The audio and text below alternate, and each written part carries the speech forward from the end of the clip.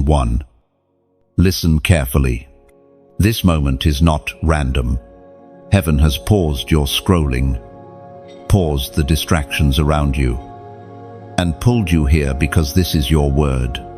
You have been hidden, not forgotten, not abandoned, hidden, concealed by the hand of God for a season that required silence. Think about a craftsman shaping a sword. The blade is placed into fire, hammered, cooled, and then hidden in the dark forge until it is strong enough to face battle. No soldier would carry an unfinished weapon into war. In the same way, you were kept out of sight, because God was strengthening your spirit before releasing you. You may have felt overlooked, as though doors were locked against you. Friends advanced, others were celebrated, and you were left behind in shadows.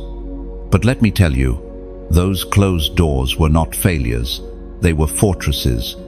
God Himself barred you from rooms that could have corrupted your destiny. You weren't denied, you were preserved. I think of a man I once met, who lived years in silence, working behind the scenes in a small ministry. He dreamed of leading, but every time a position opened, his name was bypassed.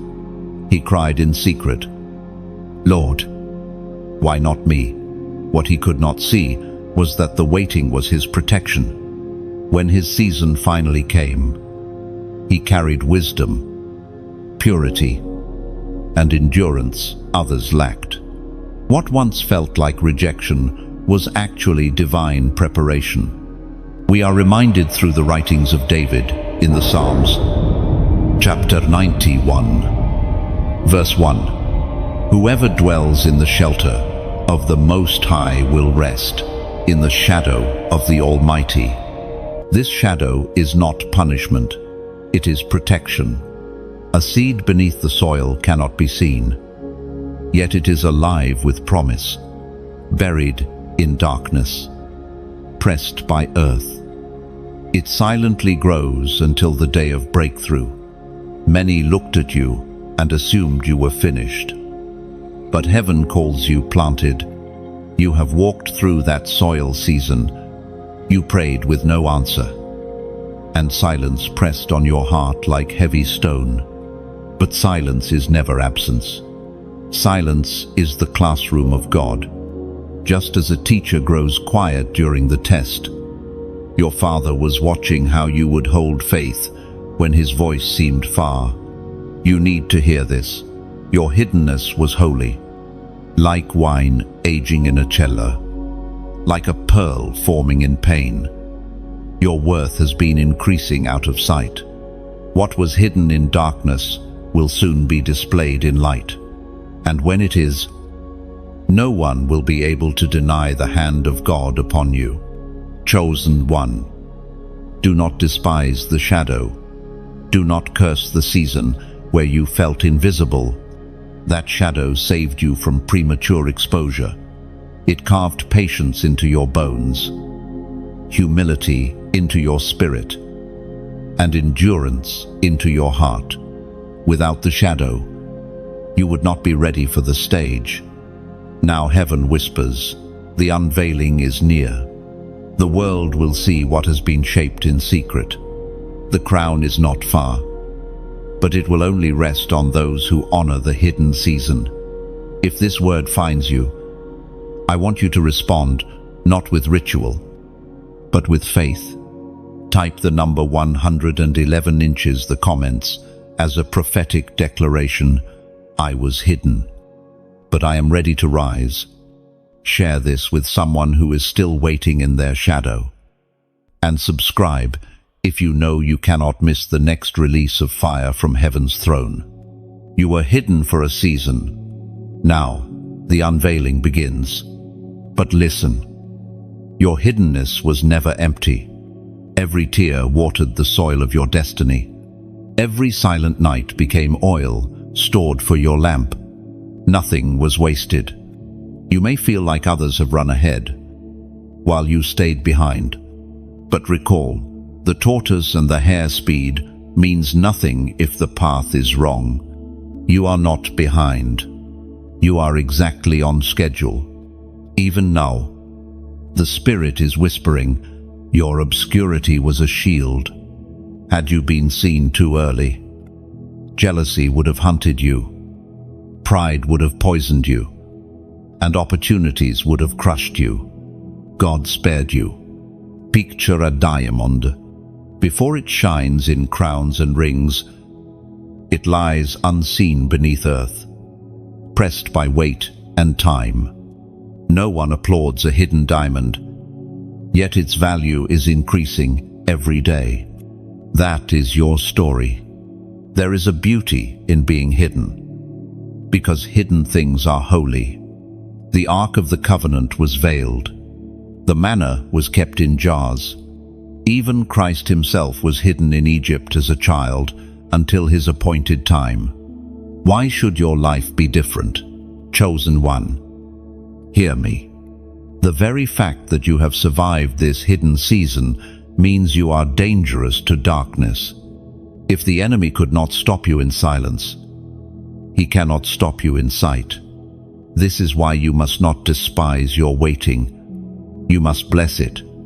Thank God for the shadow, for it was the cocoon that prepared you to fly. Without the shadow, you would never have wings. I tell you, the unveiling is not far. You are about to step into rooms that fit your anointing. You are about to see doors open that were once sealed shut. You will not have to fight for them. They will recognize you. So rise with faith. Stand tall in your spirit and declare with me, I was hidden, but not forgotten. I was planted, not buried. My time is near. Chosen one. Let us go deeper. Hiddenness was not the only part of your preparation. The crushing shaped you. The breaking was not random pain, it was holy pressure. The oil that heaven placed inside you could not flow without it. Imagine an olive on the branch. It looks ordinary, small, and easily overlooked. Yet inside that olive rests oil healing, light, anointing. But that oil cannot come out until the olive is pressed, crushed under weight. Without the crushing, the oil remains trapped. Without your crushing, the treasure in you would remain sealed. You know this personally. Every disappointment, every betrayal, every night you wept in silence was a press upon your soul. You thought it was destruction, but it was extraction. God was pulling something eternal out of you. I remember the story of a young man who dreamed of preaching. He was zealous, burning with fire, but also burning with pride. He wanted the platform, the applause, the recognition. Then came the season of loss. His father died. His friends left. Opportunities vanished. For years, he questioned, why? God? But in those very years, humility was carved into him. Compassion grew where arrogance once lived. When his season of revealing finally came, people no longer saw a boy seeking spotlight. They saw a man carrying oil born of tears. Your crushing is not your end. It is the breaking of a jar, so fragrance can fill the room. Think of Mary with her alabaster jar.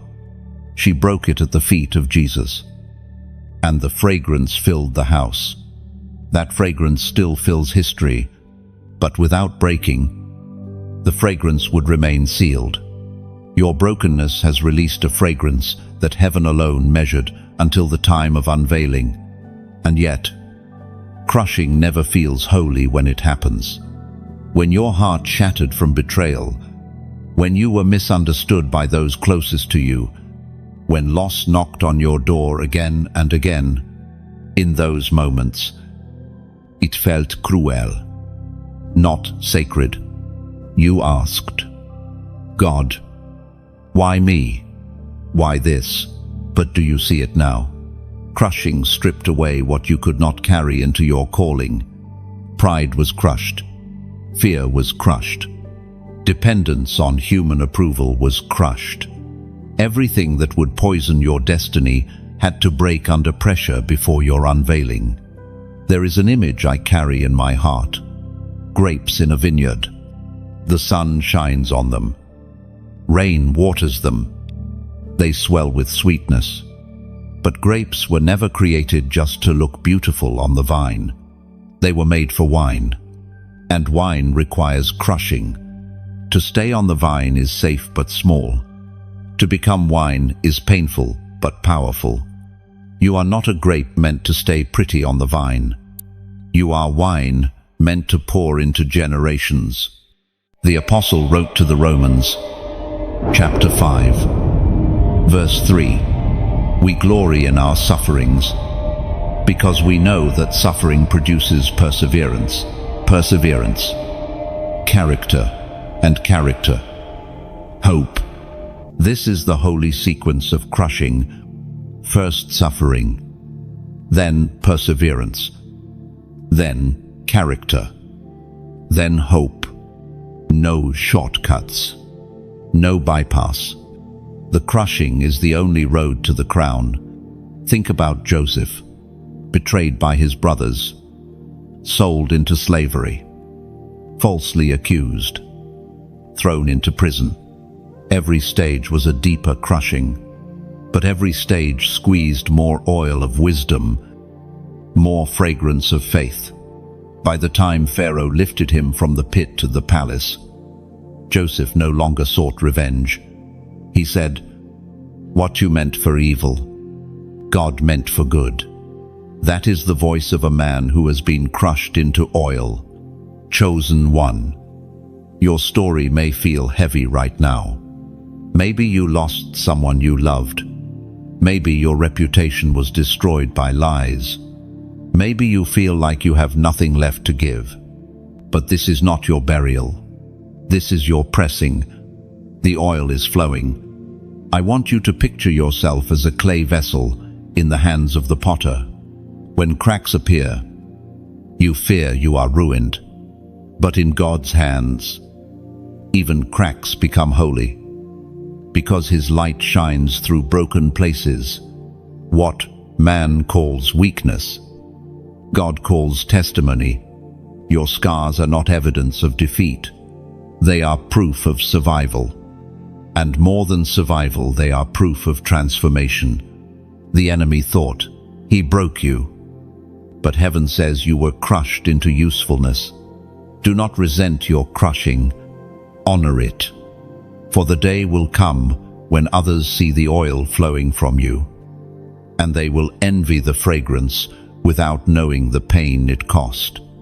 But you will know, and you will smile, because you understand that the crown is too heavy to be worn by someone who has never been crushed. This is why God trusted you with pain others could not endure. This is why you face storms that would have drowned weaker hearts. You were strong enough to be broken, because heaven knew that breaking you would not destroy you, it would define you. So now, when you lift your head, lift it differently. Lift it as one who has been pressed, but not destroyed. Lift it as one who has oil in the jar. Lift it as one who can pour out on others what was squeezed from your own tears. The crushing has shaped you, and soon, the world will see not your wounds, but your wine. And yet, let me remind you of something vital. Crushing is not forever. Pressure is never permanent. Just as olives are not pressed endlessly, your season of pressing also has a finish line. God does not crush to destroy, He crushes to release. When you look at your reflection, you may only see the cracks, but heaven sees the oil. You may only feel the weight, but heaven sees the glory about to flow from it. The fragrance of your crushing will touch lives you do not even know yet. So stand steady. Let the oil speak louder than the pain. One day, others will taste the wine of your life and find strength for their own journey. They will see that your crushing was not wasted. It was the doorway to destiny. Your scars will not just be memories of battles survived. They will be banners of hope for those still in the storm. You are proof that crushing is not the end. It is the beginning of transformation. Hold this truth close. What felt like breaking was heaven's way of making you whole. Chosen one. Now, we turn to another part of your story, the misunderstanding you have carried for years. You were never mistaken, but you were often misunderstood. People looked at your difference and called it strange. They saw your silence and called it weakness. They saw your convictions and called it pride. Yet heaven never confused your identity. Think of Jeremiah, the young prophet. He heard the voice of God burning like fire in his bones. But when he spoke, people mocked him, calling him foolish. He wept, not because he doubted the voice, but because no one else believed it. That is the weight of being chosen. You walk with a fire others cannot see. You, too, had have walked through rooms where your heart was heavy, and no one understood. They gossiped. They misread your motives. They judged your path. Some even said, "Why can't you be like everyone else?" But chosen ones cannot fit into ordinary molds. God carved you differently. There's a young man, I remember, let's call him Elias. From youth, he refused shortcuts. Others embraced. He wouldn't cheat, wouldn't compromise, wouldn't play along with corruption. People called him naive.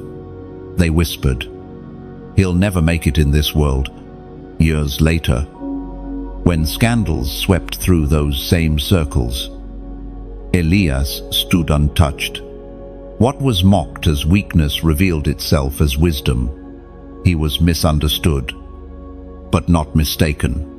The Spirit spoke through the prophet Isaiah, chapter 53, verse 3. He was despised and rejected by mankind.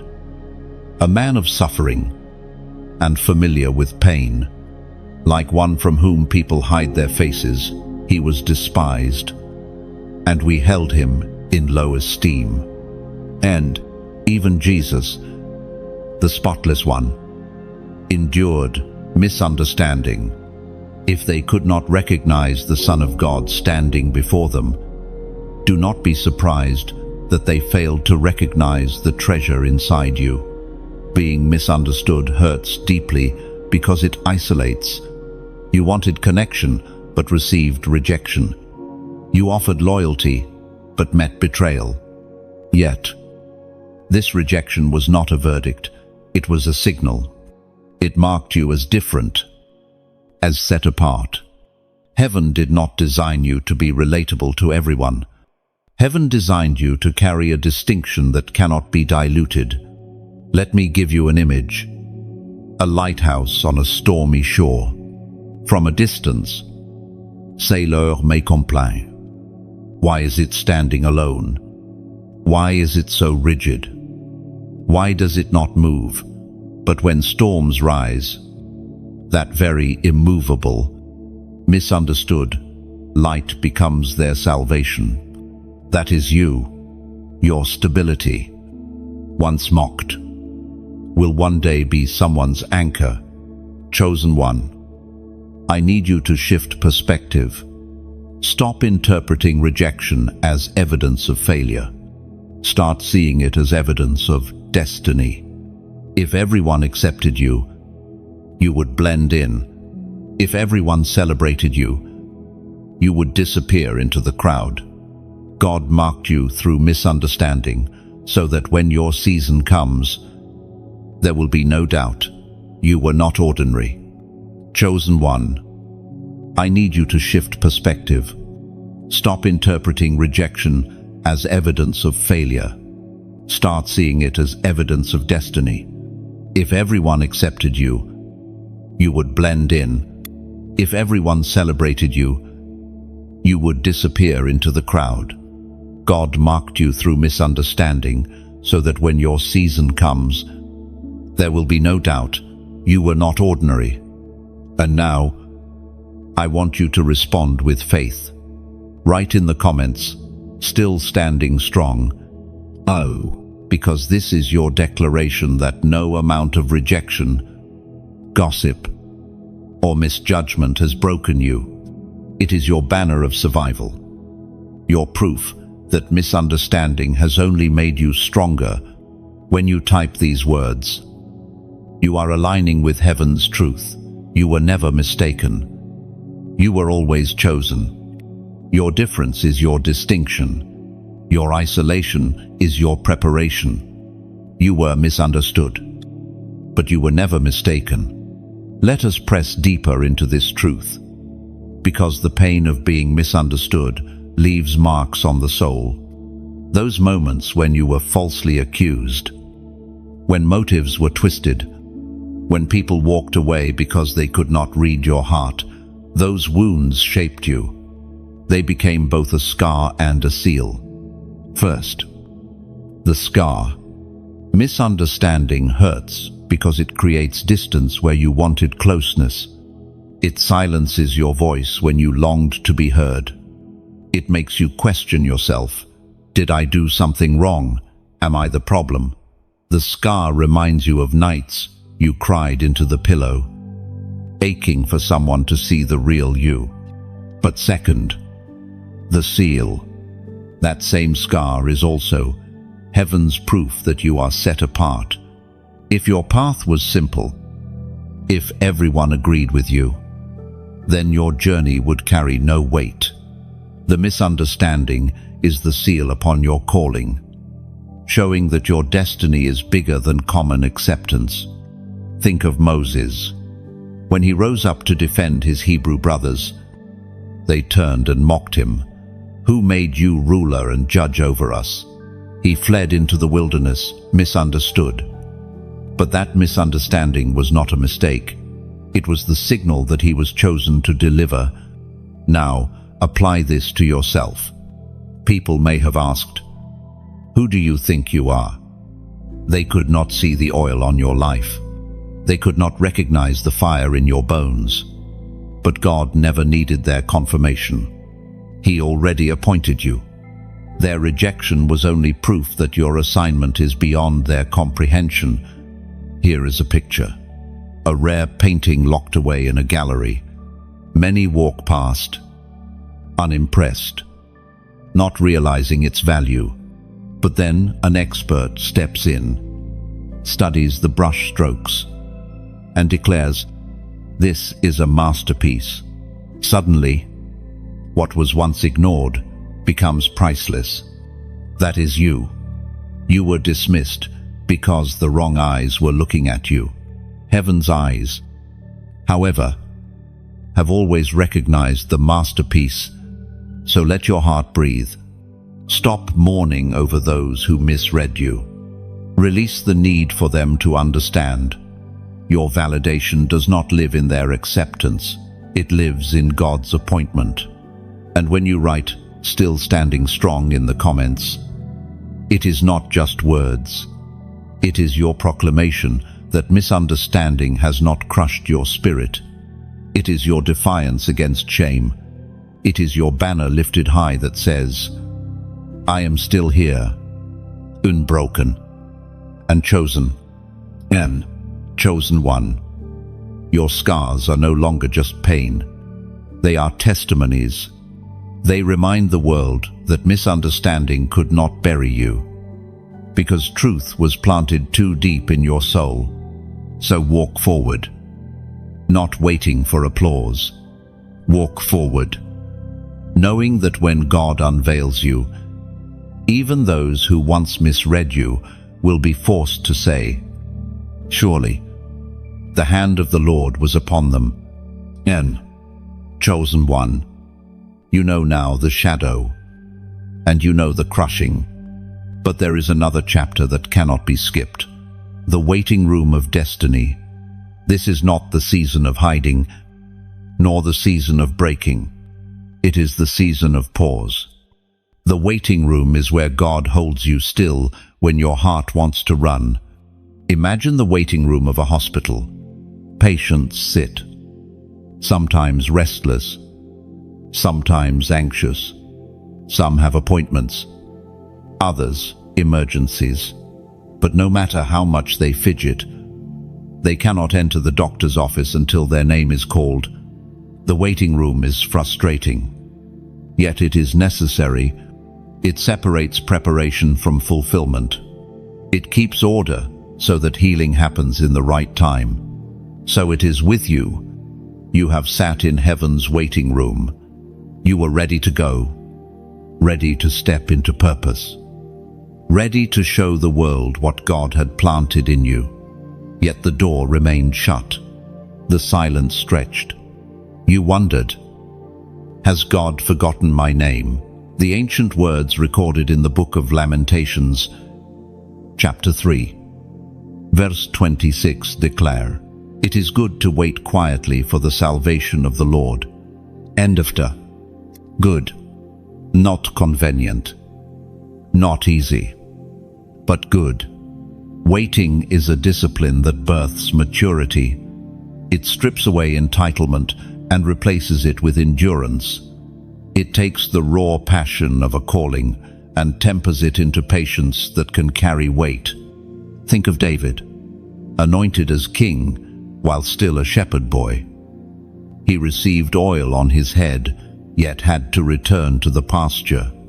The crown was spoken, but the throne was withheld. Between the promise and the palace stretched years of hiding in caves, fleeing from Saul, and waiting on God's timing. What seemed like delay was divine alignment. Had David seized the throne too early, his heart would have cracked under the weight. The waiting forged him into a man after God's own heart. Perhaps your life echoes this. You received confirmation, visions, even prophetic words. People told you, you are called, you are chosen, you are set apart, and yet nothing opened. Instead, you worked ordinary jobs, carried ordinary burdens, and lived behind the curtain of routine. That was not wasted time. It was your waiting room. The waiting room teaches surrender. You learn that you cannot pry open doors God has not unlocked. You cannot rush timing heaven has not ordained. You cannot shortcut the process of destiny.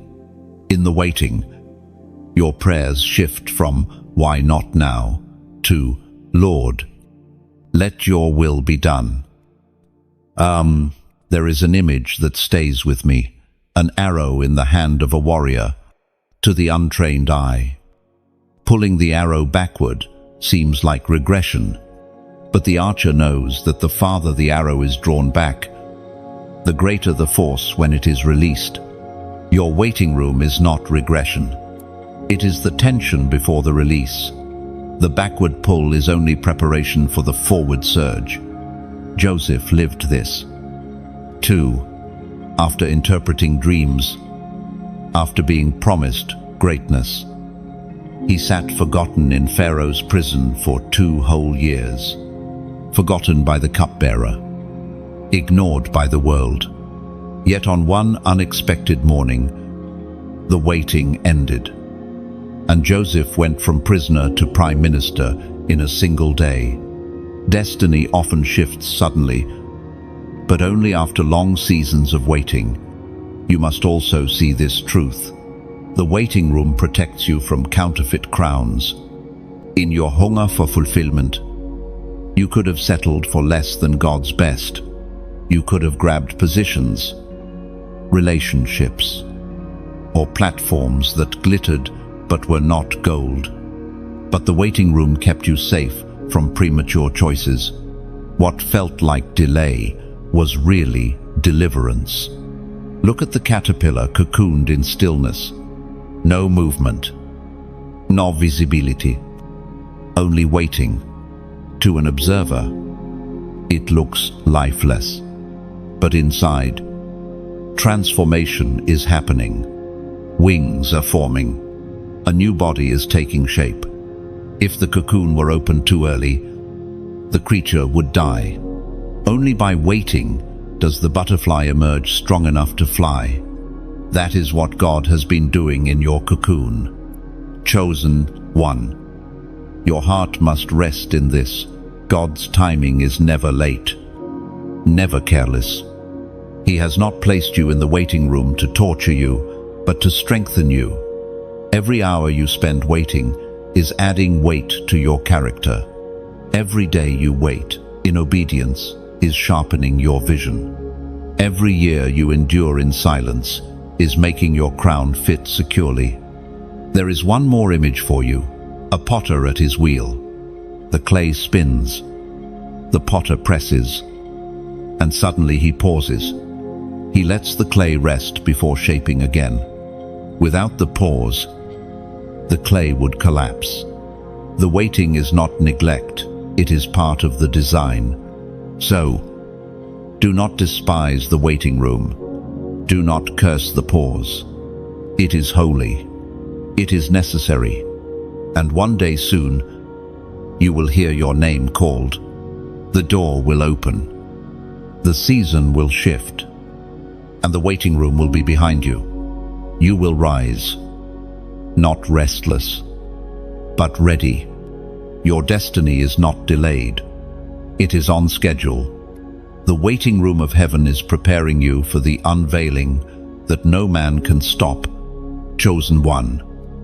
Pause for a moment and reflect. There were seasons in your life when everything seemed to stop. You were moving forward. Plans were unfolding. And suddenly, it all froze.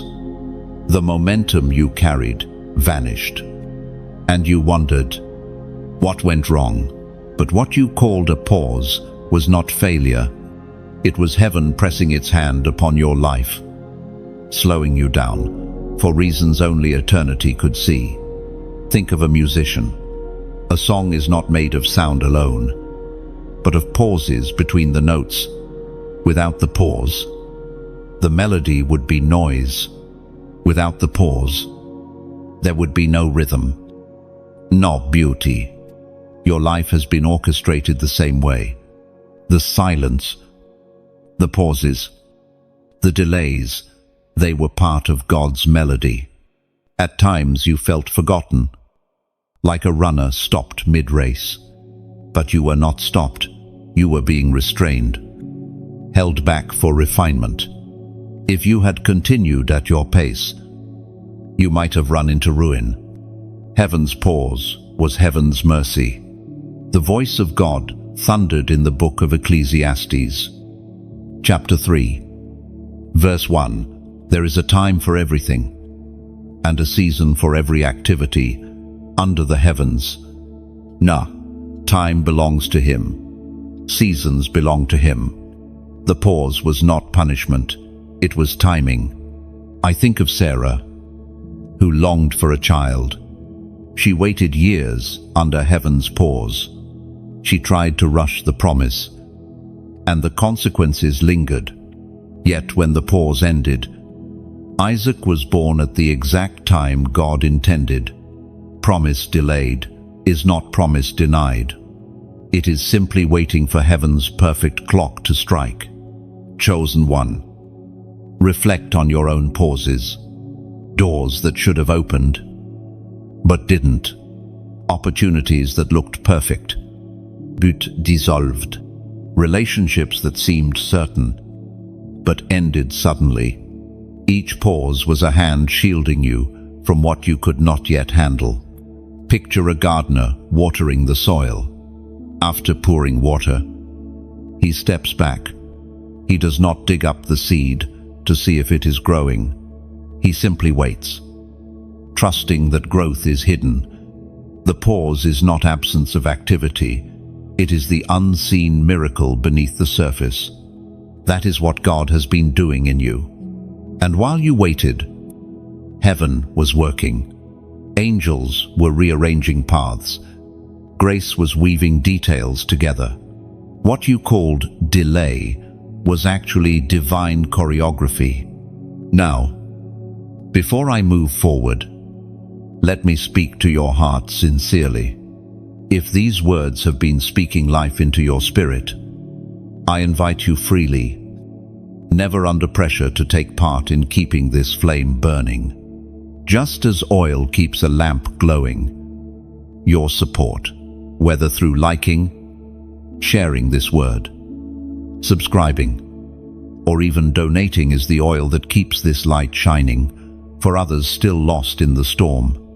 Think of it like this: a lighthouse shining in the dark sea. Ships far away find their way home because the light never goes out. But the lighthouse cannot shine without oil. When you pour a little of your oil into this house by sharing, subscribing, or giving, you are joining the keeper of the lighthouse, ensuring the light never dies for those still searching. And here is another picture: a harp with many strings. One string alone cannot release the fullness of a song. But when each string vibrates in harmony, a melody of healing fills the air. Every like is a string touched. Every share is a note added. Every subscription is a chord formed. Every donation is the breath of music itself. Together, you help release the symphony of God's word into the world. Do not hear this as obligation. Hear it as invitation. A garden grows because many hands water it. A fire spreads because many carry the spark. Every like is a seed. Every share is a ripple. Every subscription is a stone added to the altar. Every donation is a drop of oil that makes sure the fire does not go out. Let me return to your journey. The pause button on your life did not cancel your destiny. It simply slowed you down until the right alignment arrived. You see, if a plane takes off too early, without the runway being cleared, it risks collision. But when the runway is ready, the plane ascends effortlessly. God's pause was clearing your runway.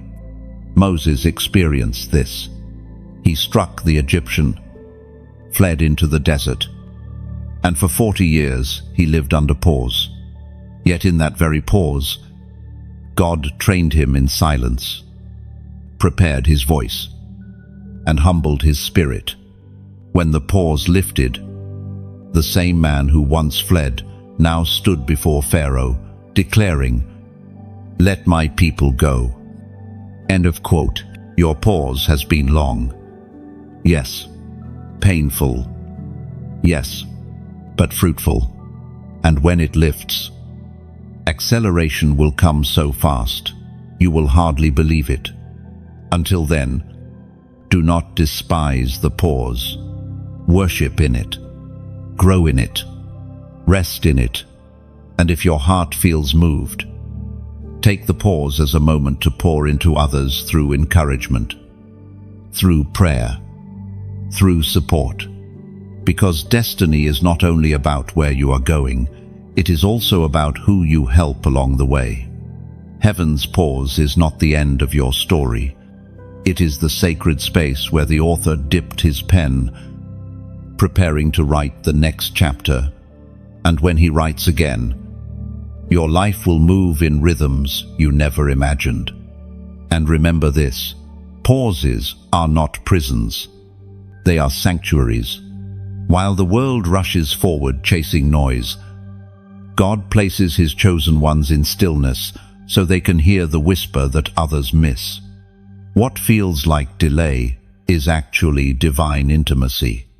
In those pauses, you discovered strength you didn't know you had. You learned to pray deeper, to listen closer, to lean harder on God's promises. You grew roots that no storm can tear up. So the next time life presses pause, don't panic.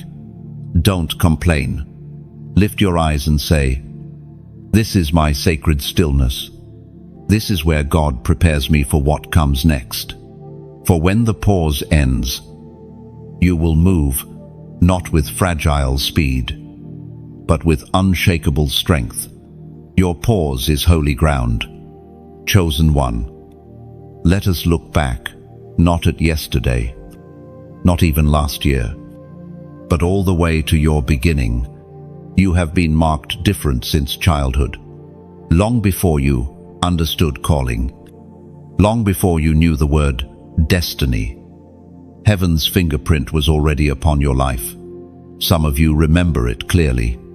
Even as a child, you felt like an outsider in your own family. You thought differently. You sensed things deeply. You asked questions others brushed aside. While other children played without worry, you carried an invisible weight.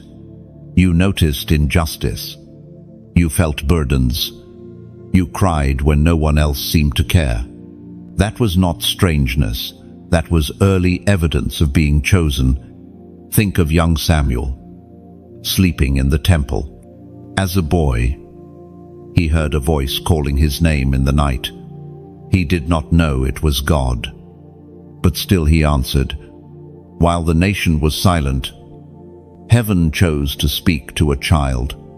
That is what it means to be marked. God whispers your name long before the world sees your worth.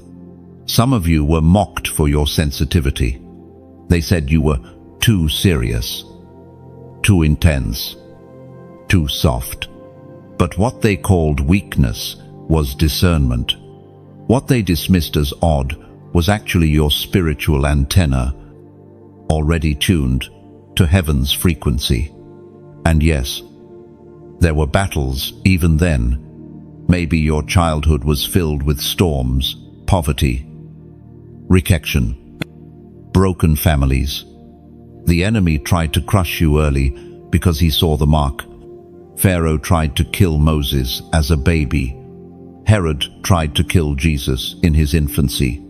Why? Because chosen lives are targeted early. The attacks you faced in childhood were never random. They were reactions to the mark you carried. We are reminded through the writings of the prophet Jeremiah, chapter 1, verse 5. Before I formed you in the womb, I knew you. Before you were born, I set you apart. I appointed you as a prophet to the nations. Do you see? Your difference did not start when you became an adult. It was written before you even took your first breath. There is a story of a girl named Leah. From a young age, she dreamed of speaking life to others. She lined up her dolls and preached sermons to them. Though she had never seen a pulpit, teachers said she was daydreaming. Her family laughed at her imagination. But years later, when she began to teach the Word of God, she realized those childhood playtimes were rehearsals. What looked silly to others was sacred to God. Your childhood memories hold clues. Look back what stirred your heart, what burden never left. Those early sparks were not random. They were destiny announcing itself. But being marked different also meant being lonely. You often felt out of place. Birthday parties, classrooms, playgrounds, you were there physically. But your spirit longed for something deeper. You couldn't explain it.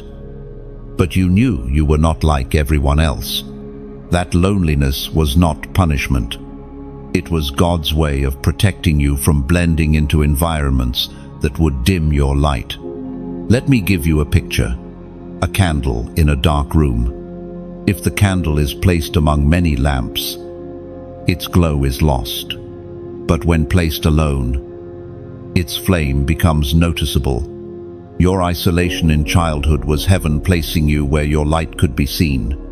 And perhaps, like Joseph, You shared your dreams too soon.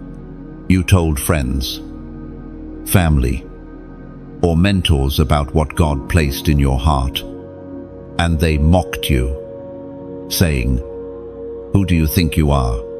Do not regret that moment. It was proof that the dream was real enough to stir resistance. Chosen one. Your childhood was not wasted.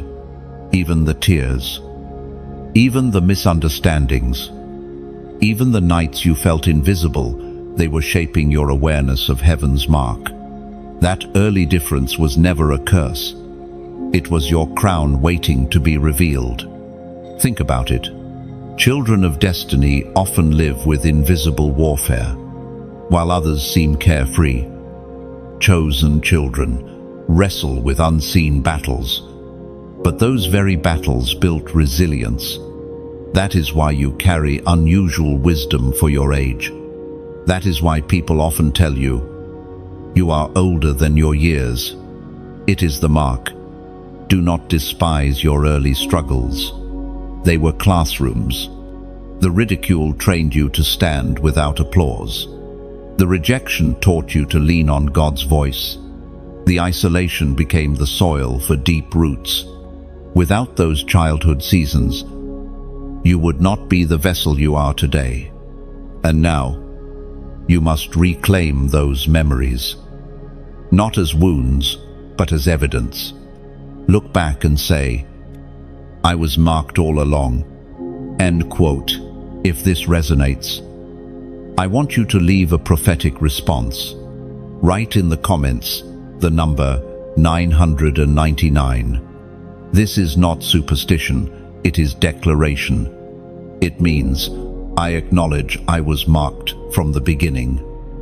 I embrace my difference, and I step into the fullness of my calling. When you type that number, you are testifying that your childhood difference was not a mistake. It was divine design. So walk tall. Embrace your uniqueness.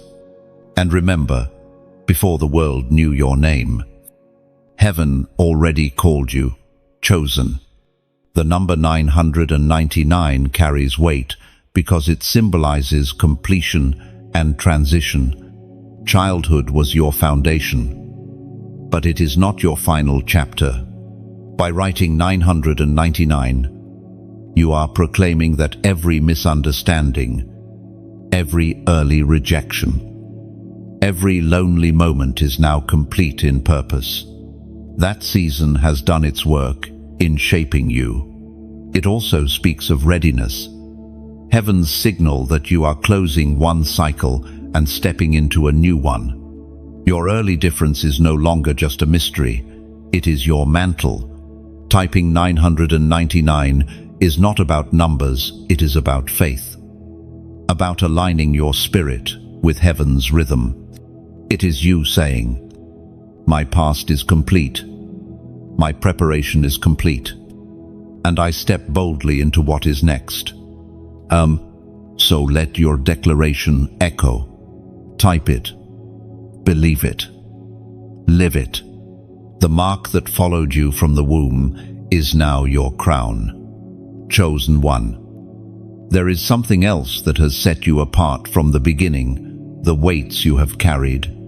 You have endured burdens others could not bear, responsibilities that seemed too heavy for one soul, yet you carried them anyway. And though your shoulders trembled, they did not break. Why you? Why did others walk lightly while you bore such heaviness? It is not because you were cursed, but because you were trusted.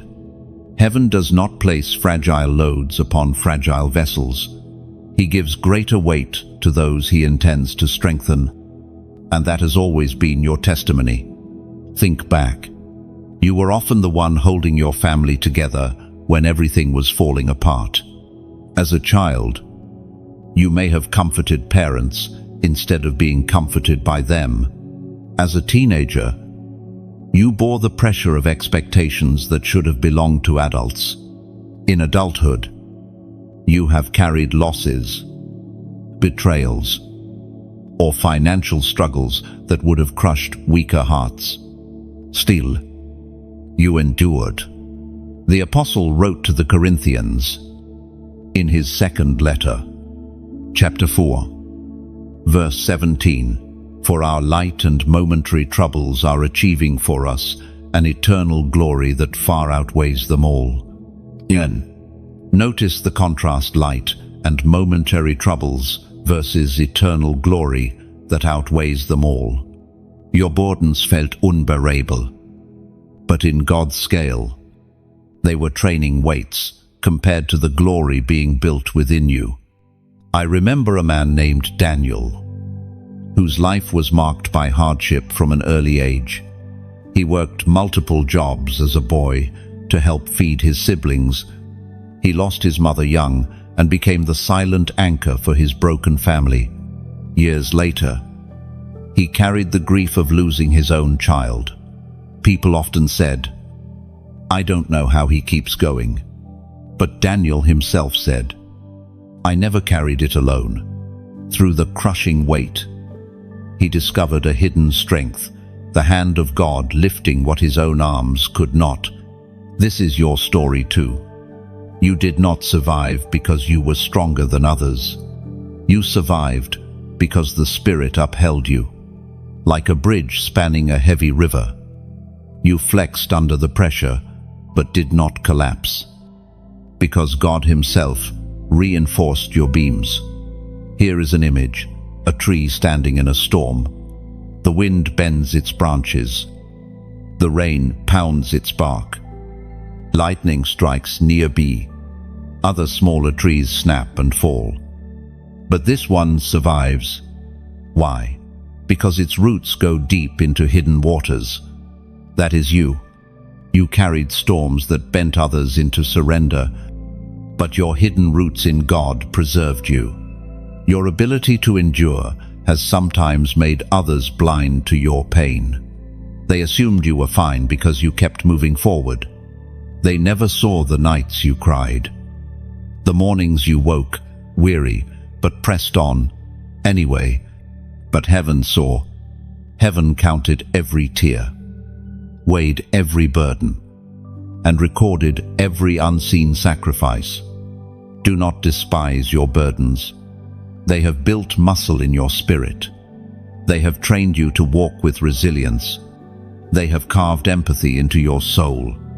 Others may crumble under pressures you now stand steady in, because you were forged by heavy loads. Think of the ox in the field. While other animals graze freely, the ox is harnessed, pulling weight day after day. It looks unfair, yet when harvest comes, the ox is honored for the strength that fed nations. You have been heaven's ox, carrying unseen weight so that others could survive. And soon, your strength will be honored in ways you cannot yet imagine. Even Christ himself carried weights no one else could bear. He bore rejection, scorn, betrayal. He bore the weight of the cross, the sins of the world pressing upon his shoulders. And yet, through that burden came redemption. To walk as chosen is to share in his burden, not to redeem the world, but to carry light into dark places. Chosen one. This is why you sometimes feel older than your years. Why your eyes carry wisdom. Why your presence carries gravity. It is because you have borne burdens that matured you before your time. But do not think it wasted you. It refined you. Like gold purified in fire, you emerged more radiant, more unshakable. Remember Job. The weight of loss fell upon him in waves: his children, his wealth, his health. His friends accused him. His wife told him to curse God and die. Yet Job remained. Ekestioneth. He wrestled. He groaned. But he stood. And at the end, his life was restored double. Job carried a weight few could endure. And through it, heaven revealed endurance that inspires millions. Even now, your endurance is not just for you.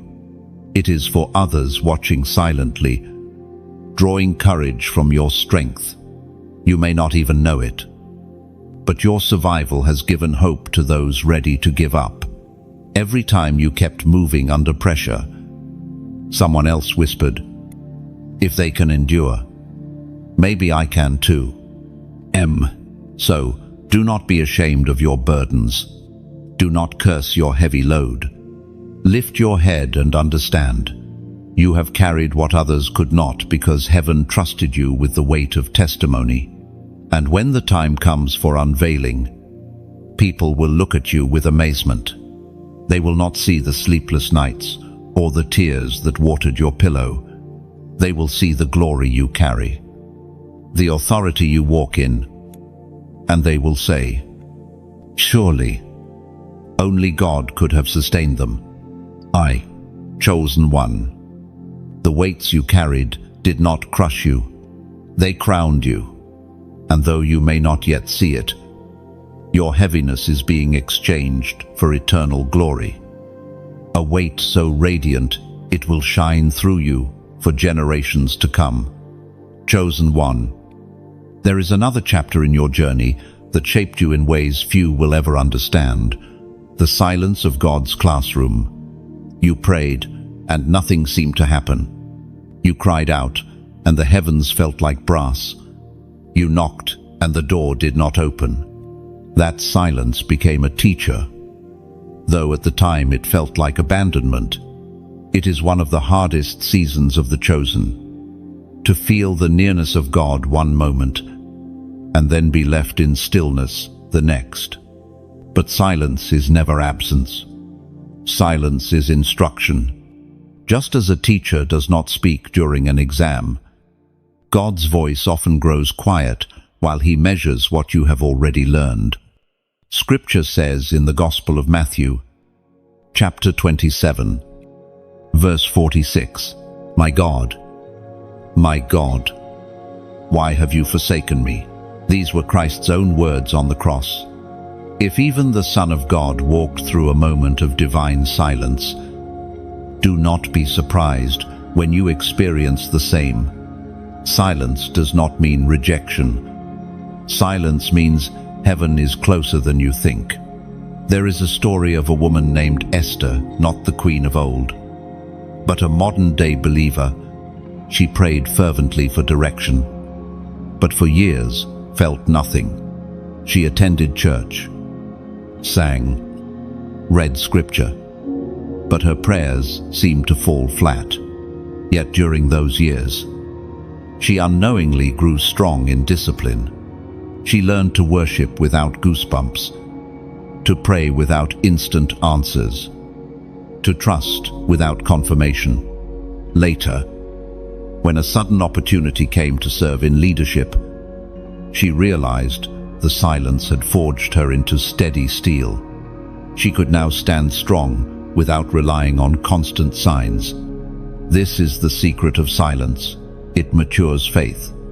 Anyone can believe when God speaks daily, when signs and wonders appear at every turn, but real faith is tested in quiet rooms where there is no echo, no applause, no immediate result. Silence strips away shallow belief and leaves only trust that is rooted deep. Think of Elijah. After calling down fire on Mount Carmel, he ran into the wilderness, discouraged and afraid. There, he expected God in the wind, in the earthquake, in the fire. But God was not in any of those. Instead, he was in the gentle whisper. Silence was his language, and Elijah had to quiet his soul to hear it. That whisper could not be heard until all the noise was stripped away. Chosen one, you too have been through this stripping. Your prayers once lit up with emotion, but then came the season where they felt dry. Worship once brought floods of tears, then suddenly became simple words with no spark.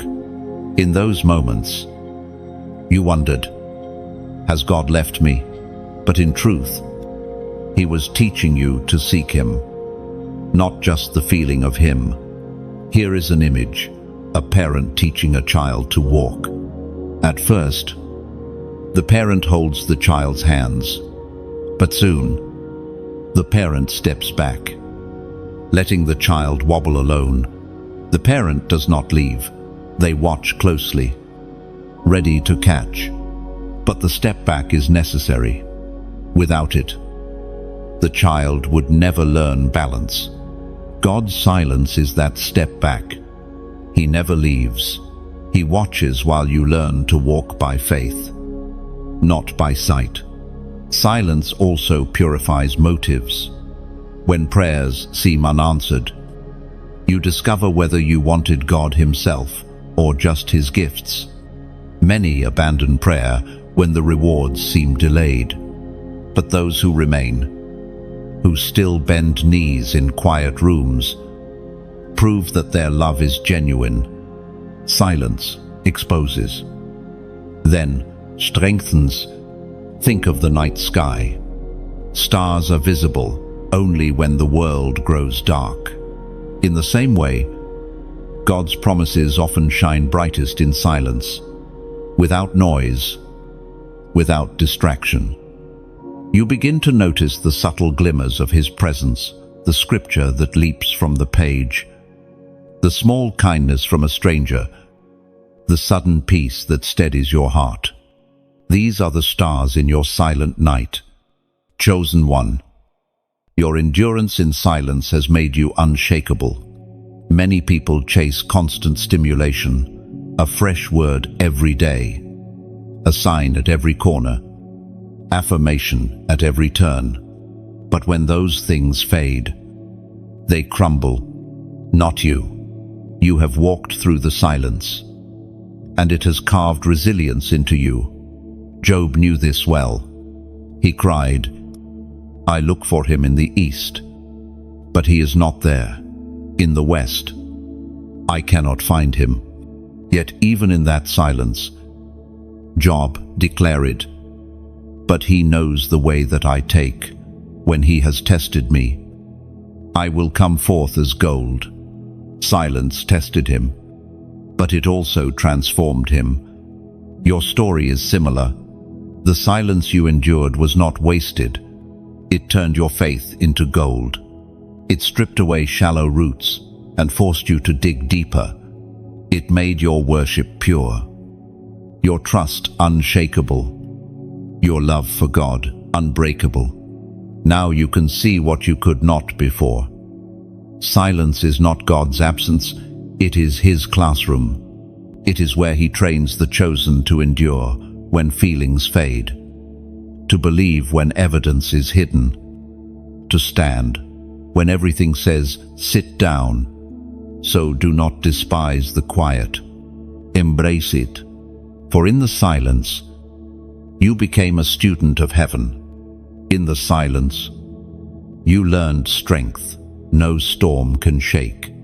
And one day, when others panic at the quiet, you will be the calm voice that says, I know this place. God is still here. Learn and hear this clearly.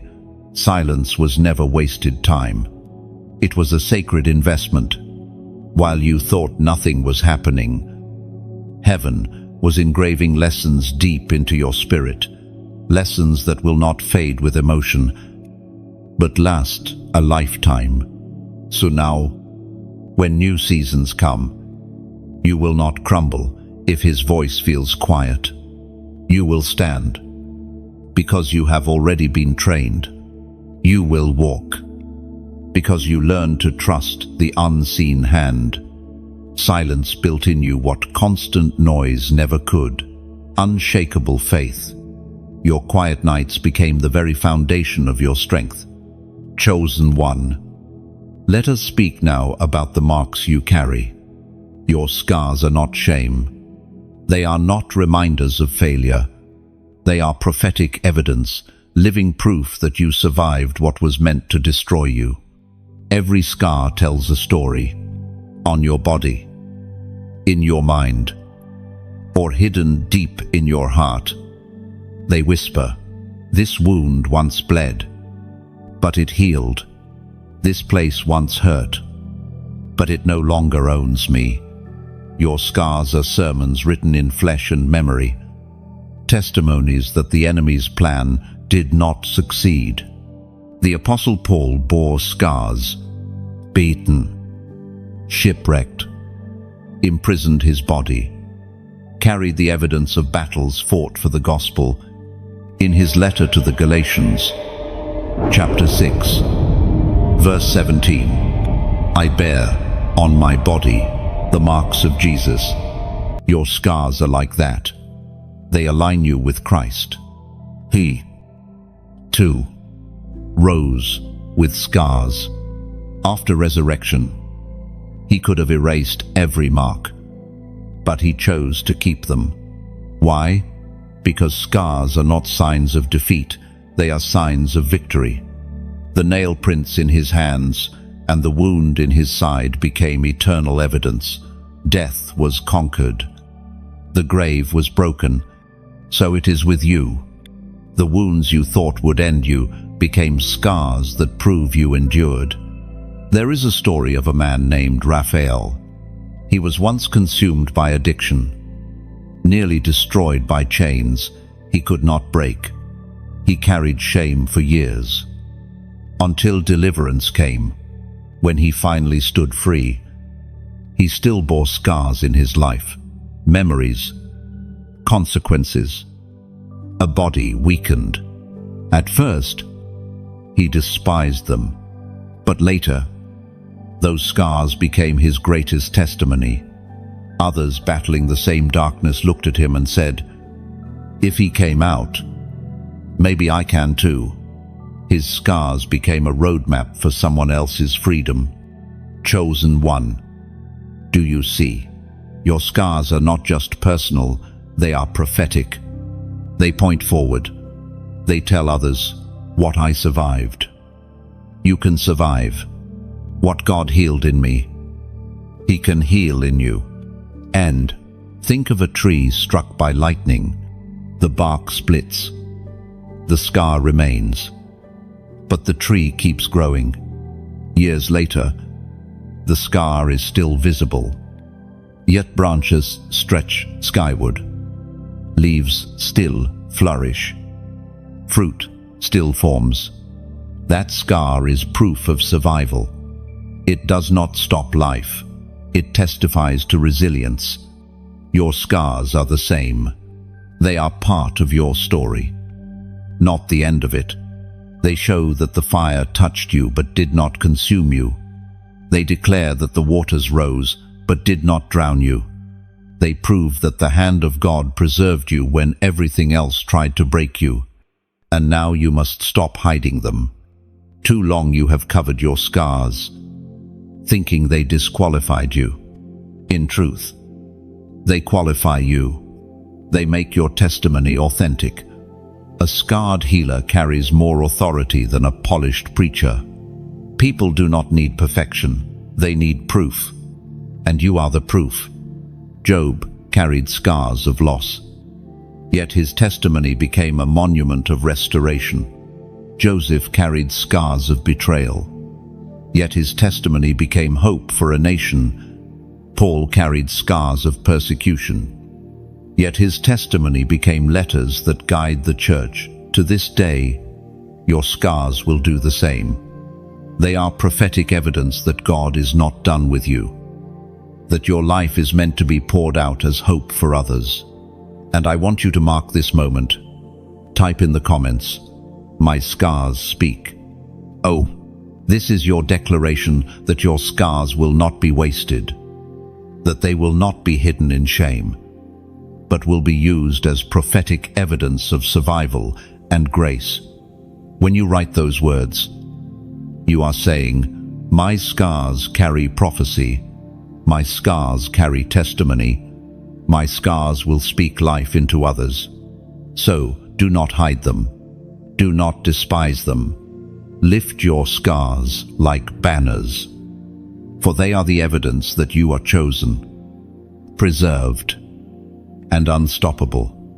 But let us go deeper, because scars do more than remind you of pain, they reveal purpose. Every mark on your life carries a message, and that message is not just for you. It is a letter written by God, addressed to someone else who is still in the battle you once faced. First, scars confirm survival. When you show a scar, you are saying, I went through it, but I'm still here. That alone breathes courage into weary souls. Someone is watching you and thinking, if they made it, maybe I will too. Your scar becomes their hope. Second, scars confirm healing. A wound still bleeding is fragile, but a scar is proof that time, grace, and God's hand have done their work. You no longer live in the moment of pain, you live beyond it. That visible reminder says, I have healed, and you can heal too. Third, scar confirm destiny. The enemy tried to end your story at that wound. The fact that it became a scar means his attempt failed. It is evidence that God wrote a different ending. When others see your scars, they see proof that darkness does not have the final word. Think of Thomas after Christ's resurrection. He doubted until he saw the scars. It was not the shining face of Jesus that convinced him, but the wounds in his hands. In the Gospel of John, chapter 20, verse 27, put your finger here, see my hands. Reach out your hand and put it into my side. Stop doubting and believe. This is powerful. Christ's scars carried more convincing power than even his words. Likewise, your scars speak louder than arguments. They silence doubt, because they cannot be faked. Chosen one, do not fear telling your story. The very things you thought would disqualify you are the keys that unlock faith in others. Your scars are credentials in the kingdom. They say you have fought, you have endured, and you have overcome. So the next time you look at your scars, don't see shame, see strategy. Don't see weakness, see witness. They are not ugly marks. They are holy signatures of survival. Let your scars speak. Let them testify. Let them become the evidence that turns someone else's doubt into faith. Chosen one. The very fact that you are here, breathing, listening, is proof of something profound. The enemy tried to end you early. From the moment heaven placed its mark upon you, the forces of darkness recognized your light, and what they cannot control, they seek to destroy. Look back over your life. The accidents you narrowly escaped, the sicknesses that should have claimed you, the relationships that nearly broke you, the despair that whispered in your darkest nights. None of these were coincidences. They were coordinated attempts to silence your destiny before it could be heard. In the book of Exodus, chapter 1, verse 16, when you are helping the Hebrew women during childbirth on the delivery stool, if you see that the baby is a boy, kill him. But if it is a girl, let her live. Pharaoh's decree was not random. It was fear of deliverers rising. Likewise, the attacks against you were not random. They were fear of the deliverer inside you. The enemy does not waste ammunition. He aims only at threats. And you, chosen one, have always been a threat to darkness. Think of a young sapling in a field. Storms rage harder against the youngest trees, because If the sapling can be snapped early, it will never grow into a mighty oak. You were that sapling, but the storms could not break you. Your roots held firm in soil, soaked with divine promise. Or think of a pearl in the sea. Sand enters the shell, creating irritation and pain. Yet instead of dying, the oyster covers the irritation again and again until a pearl is formed. Your early pains were meant to destroy you, but instead, they became pearls of wisdom and resilience. The truth is, you were not meant to survive in human strength. You were meant to be sustained by God's hand. Every moment you thought was your last became a testimony that heaven was intervening. Now pause with me. If this word has touched you, if you feel the fire of recognition in your spirit, I invite you freely and sincerely to help keep this message alive. When you you are saying, this truth matters. When you share, you are carrying the light into someone else's darkness. When you subscribe, you are saying, I don't want to miss the next whisper from heaven. And when you donate, you are placing oil into the lamp that helps this fire burn brighter for others. Picture a field at night, filled with lanterns. Some glow faintly, others shine brightly. Every time someone supports through a share, a subscription, or a gift, they are placing more oil into the lantern. The result, the field glows brighter, guiding more wanderers safely home. And here is another picture for your heart. Imagine a river flowing strong. Every small stream that pours into it makes the river wider, deeper, and more powerful. Every like is a drop. Every share is a stream. Every subscription is a current. Every donation is a wellspring. Together, they join to form a river of life that touches shores far beyond your own. This is never about pressure. It is about invitation. It is about beauty. To give, to share, to stand with this word is to become part of the story of light overcoming darkness. Every act is voluntary. Every act is beautiful. Now, return to your own survival. Do you realize the depth of it? You outlived the attacks meant to end you. You walked away from the traps that caught others. You survived the very storms that hell thought would bury you. And not only did you survive, you are still carrying the flame. This is why your life matters so much. If the enemy fought you so hard to erase you, it means your presence is dangerous to him. It means your destiny is bigger than you realize. It means your voice, your influence, your testimony has the power to unlock chains in others. So wear your survival like a crown. Stand tall in the knowledge that no attempt to end you succeeded. What was meant for your destruction became the soil of your resurrection. Chosen one. Let this truth sink deep. You are still here. And Bika, and hear this clearly. Survival is not just about endurance. It is about inheritance. You did not come through storms merely to say, I made it. You came through because there is something on the other side of survival, something you are meant to carry. Release and multiply. Think of Noah stepping out of the ark after the flood. He did not just survive the waters, he inherited a covenant. The rainbow stretched across the sky, a sign that his survival carried meaning for generations. Your story is the same. What you endured is not only for you, it will ripple outward, touching lives you may never even meet. And do not minimize what you carry. Survivors often forget the scale of their testimony.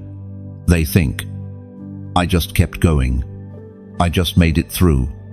But to others watching, Your survival is a miracle to someone drowning in despair. Your scars are a lighthouse to someone ready to quit. Your breath is proof that God still delivers. Chosen one, you are living evidence that survival is sacred.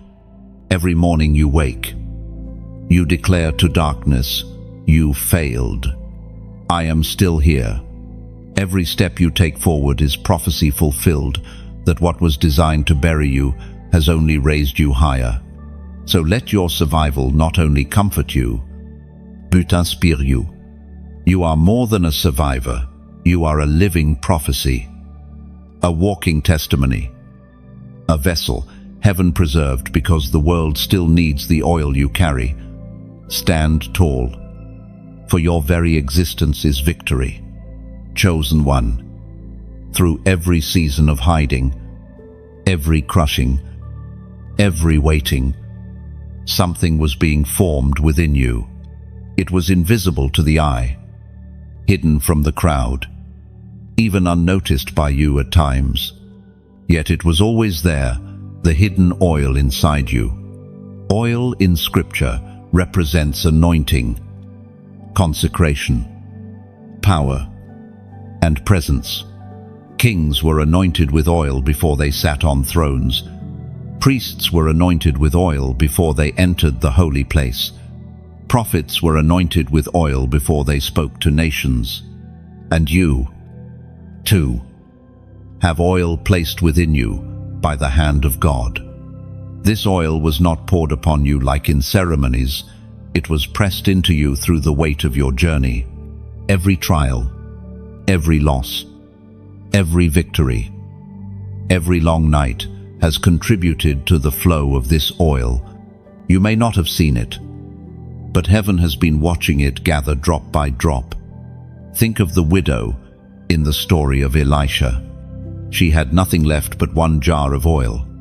In her eyes, it was too small to matter, but that tiny jar became the vessel of her miracle. As she poured, it multiplied, filling every container she borrowed. In the same way, the oil inside you may seem insignificant. You may doubt, what do I have to offer? But when the season comes for you to pour, you will see multiplication you never imagined. In the book of Psalms, chapter 92, verse 10, you have exalted my horn like that of a wild ox. Fine oils have been poured on me. This is not just poetry, it is prophecy. Oil is strength. Oil is setting apart. Oil is what distinguishes you from the crowd. Your hidden oil explains why attacks came early and intensely. The enemy always strikes at the source of anointing. He tried to contaminate it with sin, to dilute it with compromise, to dry it up with despair. But what God seals, no enemy can steal. The oil in you is preserved. Picture a lamp in an ancient home. Without oil, it is just decoration. But once oil fills it, the flame ignites and darkness flees. You may have looked ordinary to others, just another vessel among many, but within you has always been oil, waiting for the match of God's timing to set you ablaze. Do you recall moments when you felt weak but still spoke life into someone else? That was the oil flowing. Do you remember comforting a broken heart while your own heart ached? That was the oil pouring. Do you remember standing back up after failure, carrying hope again? That was the oil rising. The oil inside you is not for you alone. Anointing is always given for service, for impact, for transformation. A king's oil was for his people. A priest's oil was for the nation. A prophet's oil was for the word of the Lord. Your oil is for those you are called to touch: family, community, im strangas. This is why hiding was necessary. Oil matures in obscurity, Just as wine ferments in cellars, just as pearls form in shells, your oil grew in secret. It thickened, it deepened, it became potent. Now, when it flows, it will not be watered down. It will be pure, powerful, and undeniable. Think of Mary of Bethany breaking her alabaster jar at Jesus' feet. The fragrance filled the entire room. People murmured, "Why waste?" They could not understand that the oil was for a sacred purpose. Chosen one. People may not understand the weight of your oil either. They may question your sacrifices, your choices, your fire. But when your oil flows, the fragrance will speak louder than any explanation. And this oil has layers. There is oil of endurance. You survived storms. There is oil of compassion. You wept with the broken. There is oil of wisdom. You learned through silence. There is oil of authority. You resisted temptation and stood firm. Every layer of your journey has added richness to the oil within you. The hidden oil also explains why you have felt different since childhood. Ordinary lives do not carry such weight. Ordinary hearts do not weep for nations.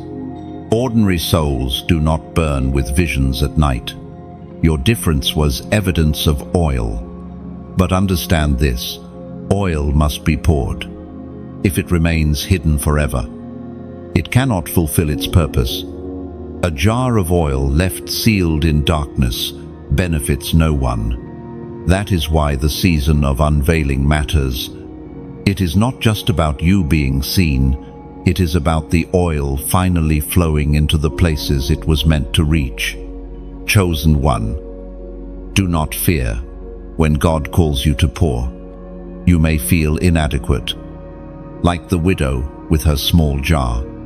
But remember, oil multiplies in the pouring. You do not need to have it all together before you release it. As you give, more will come. As you speak, more will flow. As you step out, heaven will ensure the oil never runs dry. The oil is also your protection. Shepherds in ancient times poured oil on the heads of sheep to protect them from flies and insects that could burrow into wounds. The oil inside you is spiritual protection against attacks that would have destroyed others. Where others lost their minds, your oil preserved your peace. Where others lost their identity, your oil preserved your clarity. This hidden oil is the reason doors will open for you, not because of your name, not because of your connections, but because oil speaks. People cannot always explain it, but they will sense it. They will say, "There is something about you." That something is the fragrance of your oil. So, walk with confidence. You are not empty. You are not ordinary.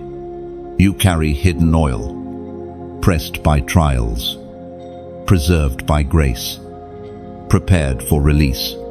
When it flows, it will heal. It will break chains. It will bring light. The time is near.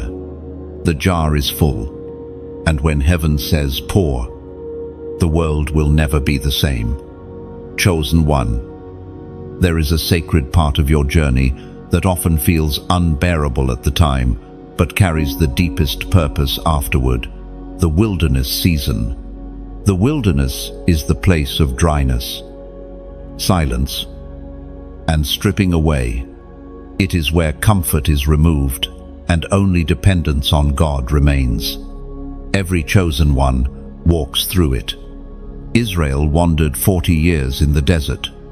David hid in wilderness caves while Saul hunted him. Even Jesus himself was led into the wilderness for 40 days before his ministry began. If the Son of God faced the wilderness, then your wilderness does not mean abandonment. It means preparation.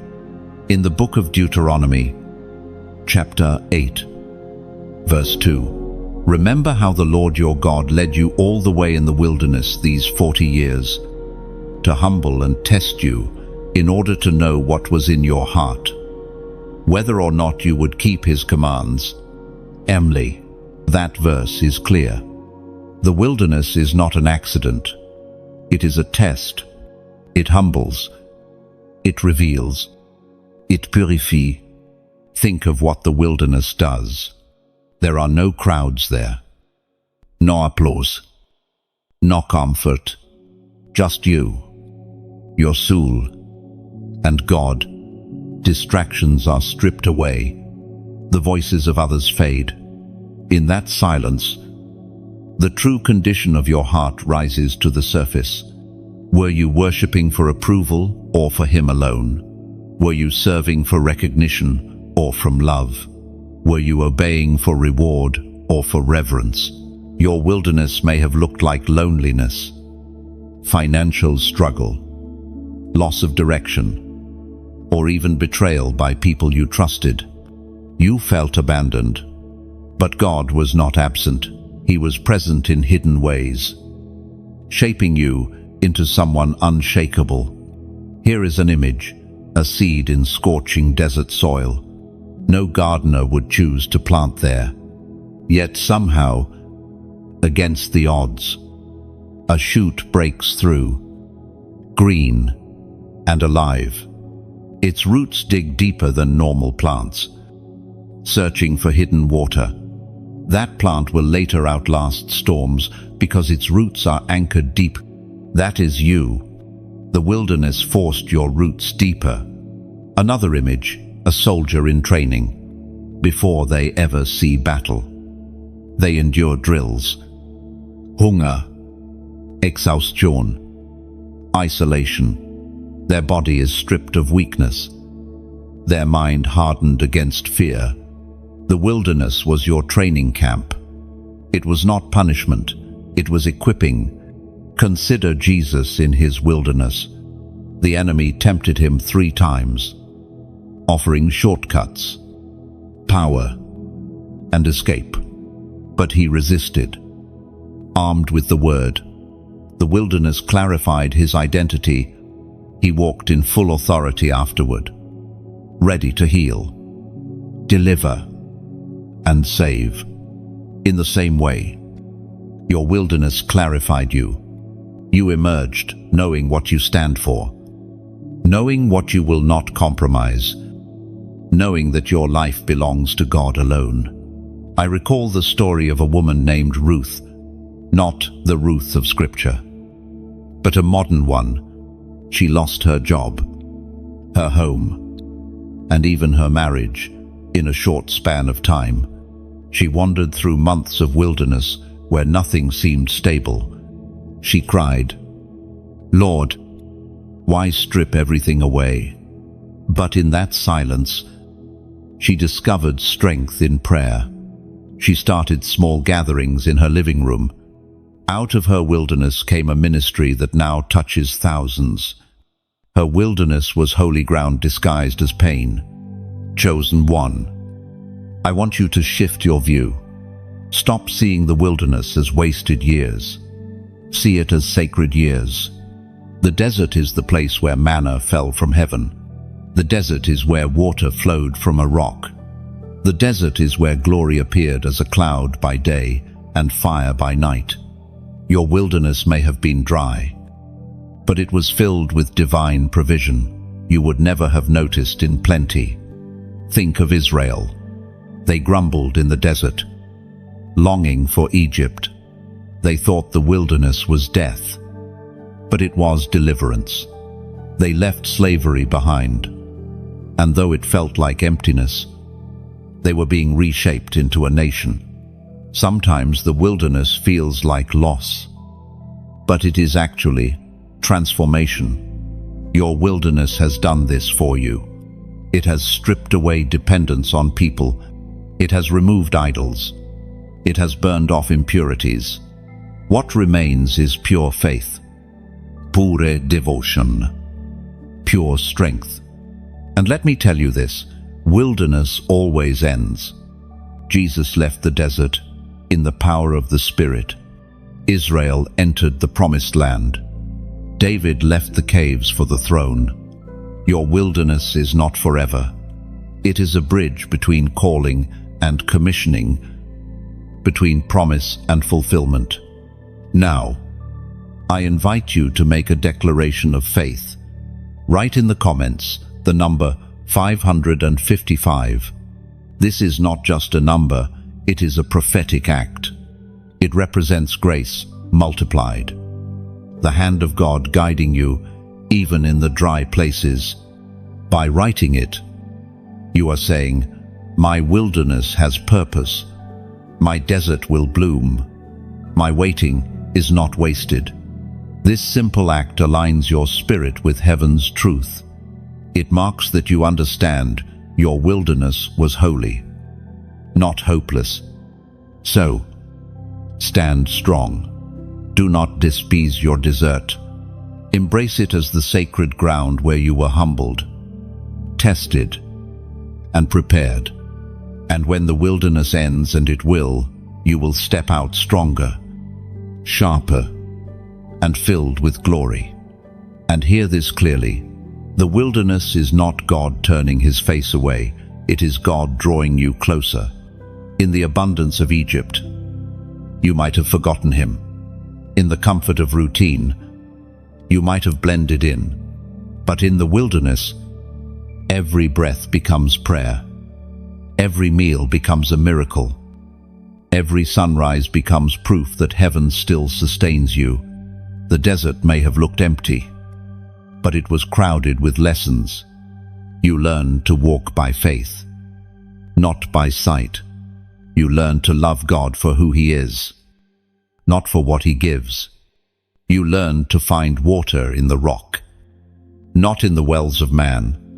Chosen one, never curse the ground of your wilderness, for it is holy ground. And when you look back, you will realize it was in the desert that God carved your strength. Chosen one of the heaviest trials you have faced is this. When prayers seemed unanswered, you bent your knees. You lifted your voice. You cried with all your strength. And yet, silence stretched on. The heavens felt closed. Your petitions seemed unheard. And doubt crept in like a shadow.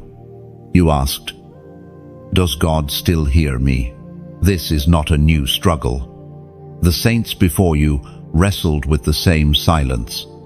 Hannah prayed for a child year after year, pouring out her heart at the temple until even the priest thought she was drunk.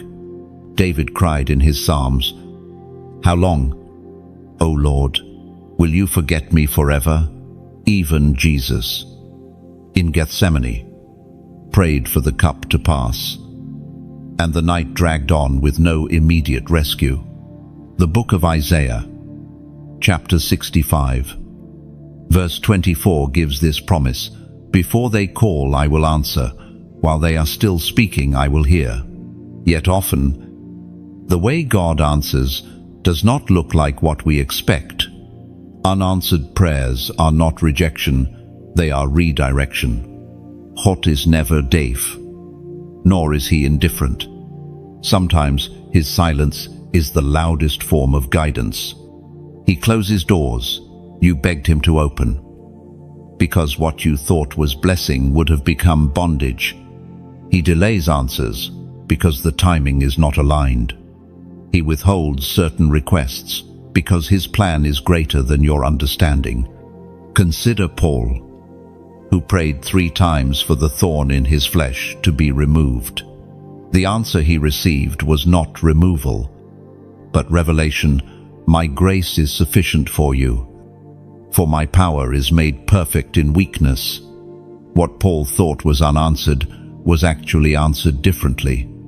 The thorn remained, but it became a stage for grace to shine. Think of a child asking for a knife, convinced it is just a shiny toy. A good parent does not give it, not out of cruelty, but out of protection. Many of your unanswered prayers were knives God never placed in your hand. You thought it was punishment, it was mercy. And sometimes, prayers are not unanswered, they are simply not yet answered. Delay is not denial. Joseph dreamed of greatness but spent years in prisons and pits before the dream came true. Abraham was promised a son, yet waited decades before Isaac was born. The promise was not false, the timing was divine. In your own life, how many times did you pray desperately for something, only to look back years later and thank God it never happened? The job you lost made room for a better one. The relationship that ended spared you from heartbreak. The door that closed forced you into a path you never would have chosen, yet one that led to greater life. Here is an image, a tapestry being woven. From the underside, all you see are knots, tangles, and loose threads. It looks messy, unfinished, even ugly.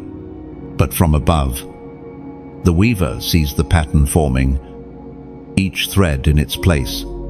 Your unanswered prayers are the tangled threads you cannot yet interpret.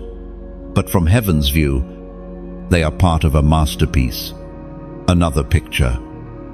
Seeds in the ground. You water. You wait. But nothing appears. You think your watering was wasted. Yet, under the soil, roots are forming. Growth is hidden, not absent. Many of your prayers are like those seeds answered beneath the surface, in ways you cannot yet see. Chosen one. Unanswered prayers test faith more than answered ones. It is easy to praise when the miracle comes instantly. It is harder to worship in the waiting. Yet this is the very soil where mature faith grows. You learn to love God for who He is, not just for what He gives. You learn to trust His character when you cannot trace His hand. Job prayed for relief and heard silence. Yet he declared, "Though He slay me, yet will I trust Him." That is faith refined in fire. That is trust that is unshakable. And that is what God has been building in you through the silence. Your unanswered prayers are not wasted words. Revelation tells us that the prayers of the saints rise like incense before the throne of God. Not one tear, not one cry, not one whisper has been lost. They are stored, remembered, and answered in heaven's way and heaven's time. Look at Christ again in Gethsemane. He prayed for the cup to pass, but the cross still came. At first glance, it looks like unanswered prayer, but beyond the cross lay resurrection, redemption, salvation for all humanity. The answer was not escape from suffering, but triumph through suffering. So it may be with you. What feels unanswered is leading to a greater story. What feels like silence is heaven writing something larger than your request. One day you will look back and see that every no was protection. Every delay was preparation. Every silence was strategy. Hold on. Chosen one. Do not let unanswered prayers make you believe in an absent God. He is nearer in the silence than you think. He hears every word. He holds every cry. And when the answer comes in His way, in His timing, it will be more than you asked or imagined. Your unanswered prayers are not tombstones, they are seeds. And in due season, they will bloom. And here is the mystery. Chosen one. Sometimes the silence of unanswered prayer is not about the request at all, it is about the relationship. God allows the waiting so that you return again and again, not to the gift, but to the giver. In the stillness, Intimacy is forged. So the unanswered prayer becomes a doorway. Instead of driving you away, it draws you closer. Instead of weakening your faith, it anchors you deeper. And one day, when the answer does come, you will treasure not just the fulfillment, but the fellowship you gained in the waiting. Your unanswered prayers were never wasted. They were sacred meetings, hidden in silence, chosen one. Much of your life has been shaped by battles you could not see. You have felt the heaviness, the sudden discouragement, the unexplained resistance, but you could not always name it. This is because there has always been invisible warfare around you. Spiritual conflict is as real as the air you breathe. Though unseen, Scripture reveals that the unseen realm is alive with angels and demons, with battles fought over nations, families, and destinies. The struggles you have faced were not just natural, they were supernatural. In the book of Ephesians, chapter 6, verse 12, "For our struggle is not against flesh and blood, but against the rulers, against the authorities, against the powers of this dark world, and against the spiritual forces of evil in the heavenly realms." Oh, you have experienced this firsthand. People misunderstood you, but behind their words were whispers of darkness trying to discourage you. Opportunities vanished, not simply because of human error, but because unseen resistance tried to block your path. Sleepless nights, waves of fear, sudden attacks on your peace, all of these were signs of the invisible warfare around you. Think of Daniel. He prayed for understanding, and his prayer was heard the moment he spoke. But the angel who carried the answer was delayed 21 days because the prince of Persia, a spiritual power, resisted him. Daniel did not know. But behind the silence was an unseen battle. Your story often mirrors this. You prayed, and the answer was dispatched. But warfare raged in the heavens before it reached you. Here is an image, a ship sailing in fog. The sailor cannot see the rocks beneath the water, yet the currents push and pull. What seems like still water hides turbulence below. Your life has been like that. Smooth surfaces often concealed violent undercurrents of warfare. Another image, a chessboard. You see only the move before you, but the Grandmaster sees 20 moves ahead. Many of the strange detours, delays, or redirections in your life were not random. They were heaven's strategies in a cosmic game, shielding you from traps laid by the enemy. Chosen one. The fact that you are still standing proves something extraordinary. You have been protected in battles you never even knew were happening. How many car accidents were avoided because an angel intervened? How many breakdowns were halted because unseen hands steadied your mind? How many attacks were redirected before they ever reached your door? The invisible war has raged, but heaven has shielded you again and again. Job's story reveals this mystery. He thought his suffering was only on earth. But Scripture shows us a heavenly scene where Satan asked permission to strike him. The battle was invisible to Job, yet it shaped everything he endured. Likewise, much of what you face is not just physical, it is spiritual. This is why your life has felt heavier than others. You carry a target. Darkness has aimed at you because of the light within you. The resistance you've faced is not because you are weak, but because you are dangerous to hell's agenda. And notice this, warfare often intensifies before breakthrough. Just as dawn is darkest before the sun rises, your greatest attacks often came right before major shifts.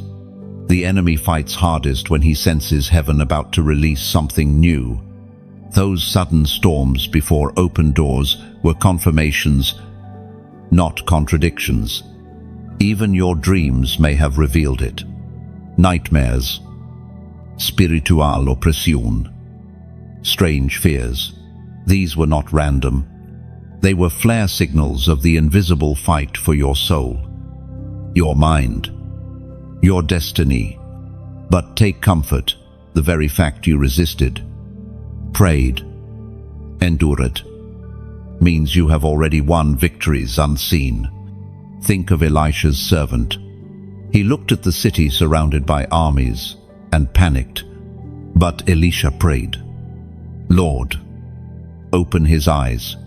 Suddenly, the servant saw horses and chariots of fire surrounding them. The invisible war was real, but so was the invisible protection. Chosen one. The same protection surrounds you. Even when darkness circled, greater light encamped around you. This invisible warfare has taught you something precious: dependence. You know you cannot fight alone. You have learned to arm yourself with prayer, to cover your mind with scripture, to resist lies with truth.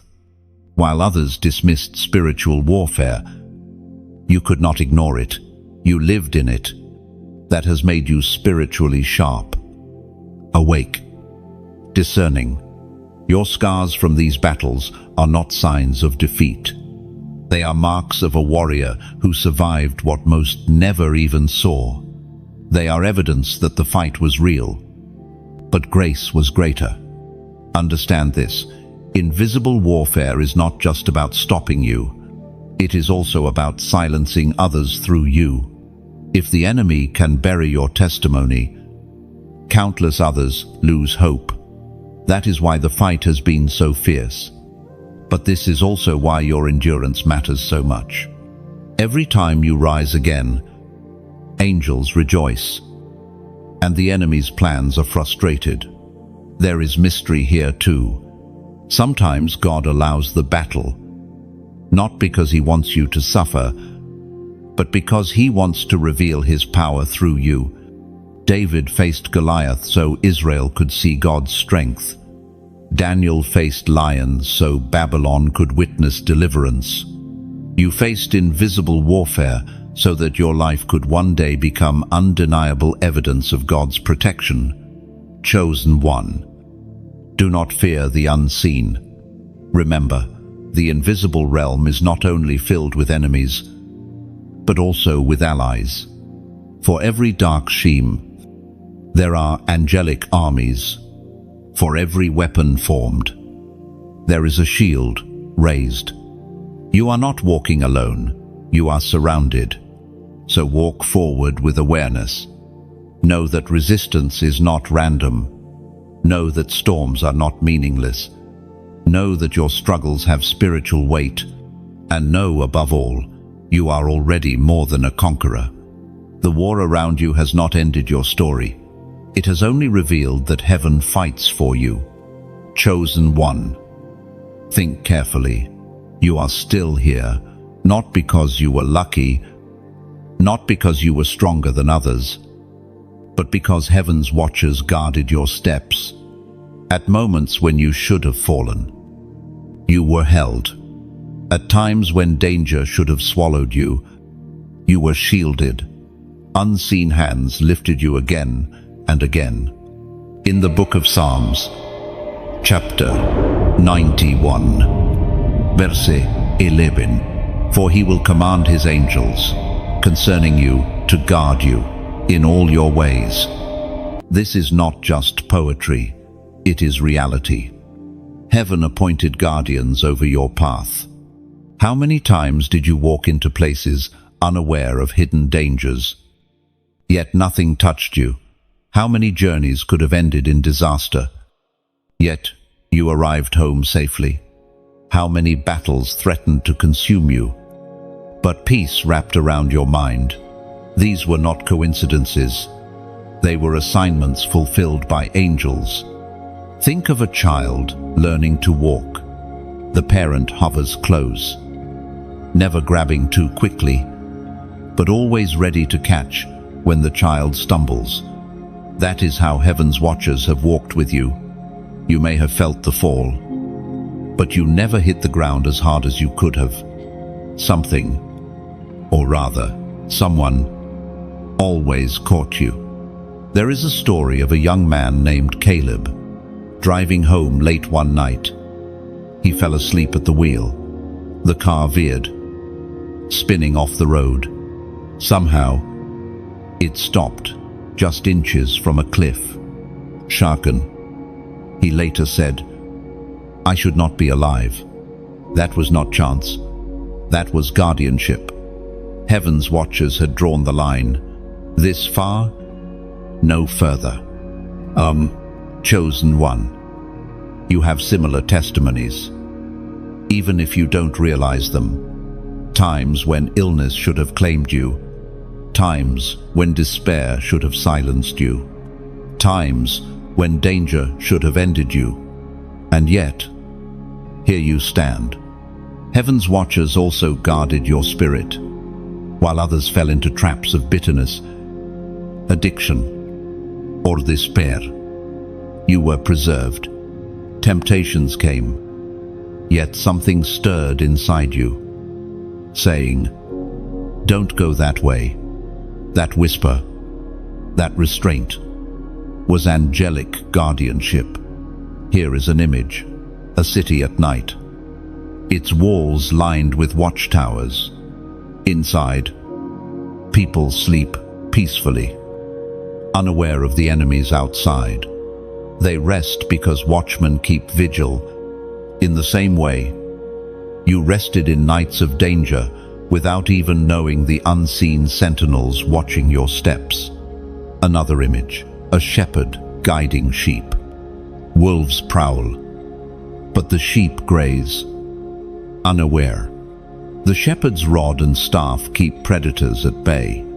Heaven's watchers have done the same for you. You often grazed peacefully because angels stood between you and the wolves. Chosen one. If this truth touches your spirit, let me speak with sincerity. These messages flow like oil only because others have chosen to keep the flame burning. When you like, you are not just reacting, you are building the walls higher so others can see. When you share, you are extending the watchtower, making sure more people come under its protection. When you subscribe, you are saying, "I want to keep walking under this covering." And when you donate, you are placing stones into the wall itself, solid, lasting, helping the watchtowers stand tall for many others. Think of it this way. Imagine a lighthouse standing on a stormy coast. Its light keeps ships from crashing against hidden rocks. But that lighthouse only shines because keepers refill the lamp, repair the glass, maintain the flame. Every like is a spark. Every share is a lantern hung higher. Every subscription is a stone added to the tower. Every donation is the oil poured into the lamp so the light never goes out. And here is another picture. A great bridge spanning a river. Thousands cross it daily, trusting it will hold. But that bridge stands because unseen workers strengthened its foundations long ago. When you give freely, from the heart, you are one of those workers. You are fortifying the unseen structure so that countless others can safely cross. And if this speaks to your journey, I invite you to leave a simple declaration in the comments. Still protected. This is more than words. It is a testimony. When you write it, you are reminding your own heart that angels still walk with you, that heaven has not left your side, and that your story continues under divine protection. It is also a way of encouraging someone else who scrolls by and feels unguarded.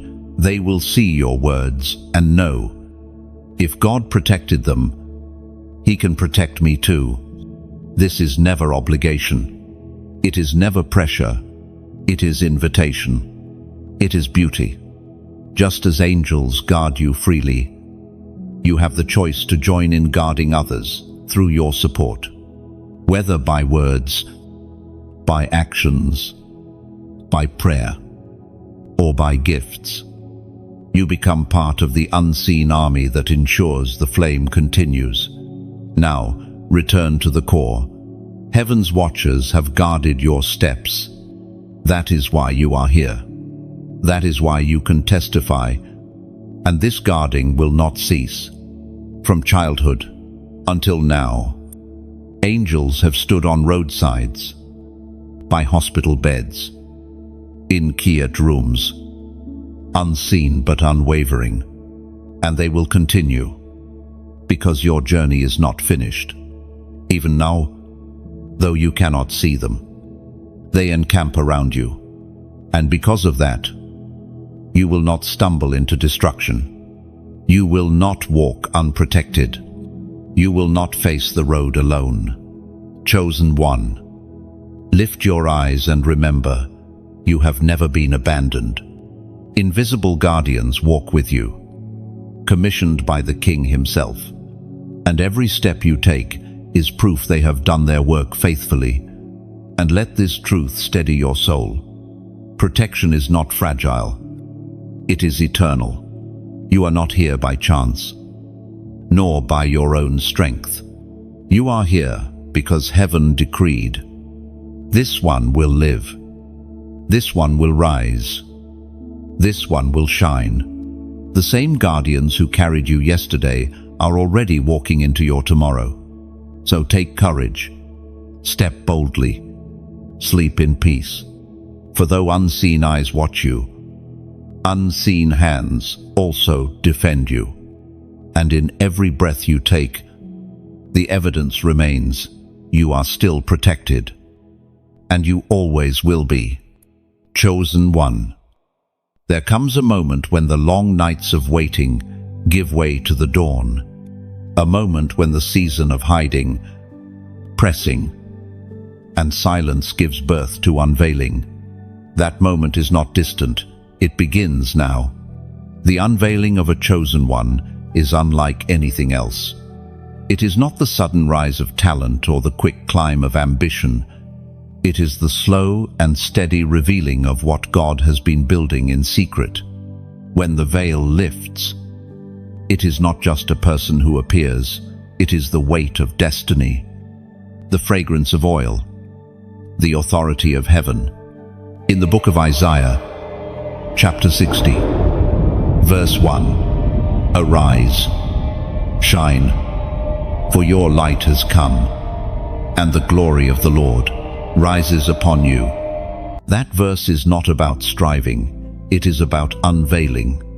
The light does not suddenly appear, it was already there, waiting for its moment to rise.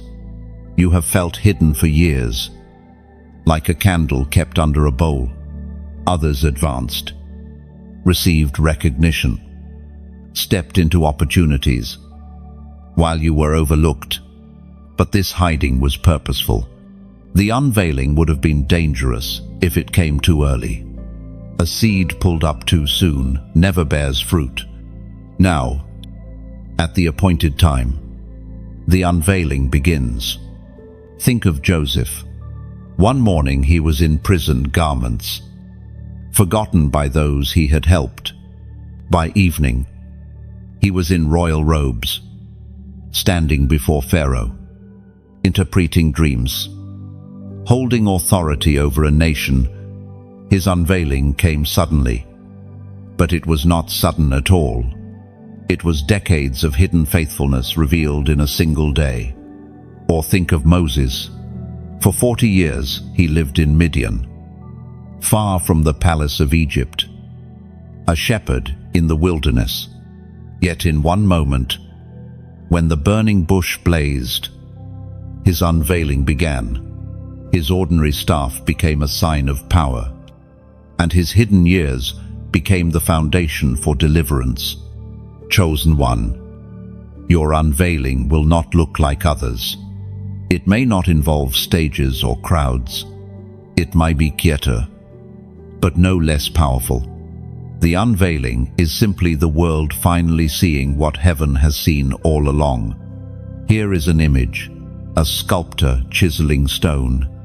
For months, perhaps years, the work looks like shapeless rock.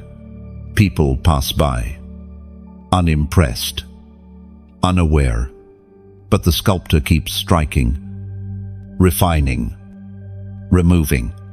Then one day, the final piece falls, and the form within is revealed, a masterpiece hidden in stone. That is you. The blows of life have been chiseling away, and now the form heaven designed is coming into view. Another image, a curtain in a theater. Behind it, the actors prepare. The set is built. The lights are positioned. The audience waits, restless, unaware of all that has been happening behind the veil. Then the curtain rises, and everything is revealed in glory. Your life has been behind that curtain. Preparation has been happening in silence. And now, the unveiling begins. You may ask, what will this unveiling look like for me? For some, it will be the opening of doors that were locked for years. For others, it will be the recognition of gifts once dismissed. For some, it will be influence expanding quietly, words that suddenly carry weight, prayers that suddenly shift atmospheres. For others, it will be new assignments, unexpected responsibilities, opportunities, platforms. But the unveiling is not about fame or comfort. It is about assignment. When the veil lifts, responsibility comes with it. Joseph's unveiling meant famine to manage. Moses' unveiling meant a nation to lead. Esther's unveiling meant risking her life for her people. Your unveiling will carry weight, but it will also carry glory. Chosen one, do not fear this unveiling. You have been prepared for it. The hidden oil inside you is ready to flow. The scars you carry will testify with authority. The silence you endured will now make your voice steady. The weights you bore will now make you strong enough to lift others. Everything in your story has led to this. This unveiling will not be gentle for everyone around you. Some will question it. Some will doubt, saying, "Is this not the same one we knew before?" But that is part of unveiling. It shocks those who never saw the hidden work. Jesus himself experienced this. When he began to teach with authority, people from his hometown asked, "Isn't this the carpenter's son?" They could not reconcile the ordinary they remembered with the extraordinary now revealed. You may face the same. Yet unveiling is not for them. It is for the fulfillment of heaven's plan. You were not kept hidden to impress people. You were hidden to be revealed at the right time for the right purpose. And unveiling is not always loud. Sometimes it looks like keyed doors opening, hearts suddenly listening, influence growing without fanfare, like dawn creeping gently over the horizon. Unveiling may come gradually, but once it begins, no darkness can stop it. Chosen one, hear this. The unveiling begins now. This is the shift you have longed for. Do not shrink back. Do not apologize for your light. Do not dim yourself for the comfort of those still in shadows. Rise, shine, for your light has come, and the glory of the Lord rises upon you. And yet, remember this, unveiling is not the end of your journey, it is the doorway into a greater one.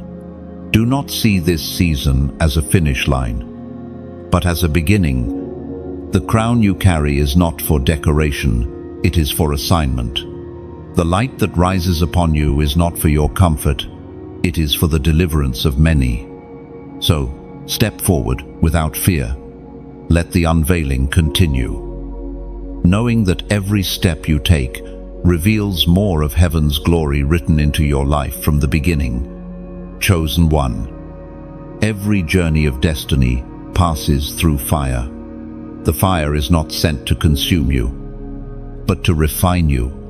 It is the sacred furnace where impurities are burned away, where character is forged, where faith is tested and made pure.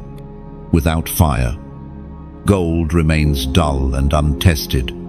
With fire, it becomes radiant and strong. In the book of Isaiah, chapter 43, verse 2, when you walk through the fire, you will not be burned. The flames will not set you ablaze. Notice the promise is not that you will avoid fire, but that you will endure it. The flames may rage, but they cannot destroy what God has sealed. The fire comes in many forms. For some, it was betrayal by trusted friends. For others, it was sickness that shook their body. For some, it was financial collapse. And for others, the loss of loved ones. The fire has many faces, but its purpose is the same, to prove the strength of what is within you. Think of Shadrach, Meshach, and Abednego in Babylon. They were cast into a blazing furnace, bound and helpless. Yet in the fire, their bonds burned away. And a fourth man appeared with them, one like the Son of God. The fire that was meant to kill them became the stage for divine presence. That is what fire does for the chosen. It strips away chains and reveals God's nearness. You have walked through your own furnaces, nights when grief felt unbearable, when fear pressed against your chest, when loneliness clawed at your spirit, and yet, here you are not destroyed, but refined. The very fact that you are listening to these words proves the fire did not claim you. Here is an image, clay placed into a kiln. Before the fire, it is fragile, easily broken. After the fire, it emerges hardened, resilient, ready for use. The fire did not harm the clay, it completed it. So too with you, the fire has not weakened you. It has finished you. Another image, glass being formed. It begins as sand, shapeless and ordinary. Only when placed in intense heat does it melt and transform.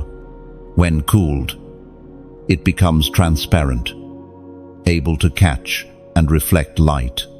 Your fire has made you like that glass, clear, radiant, a vessel that shines with the light of heaven. Chosen one, do not despise your fires. They were not signs of rejection, but of refinement. They proved you were worth purifying. Gold is tested. Straw is not. Diamonds are cut.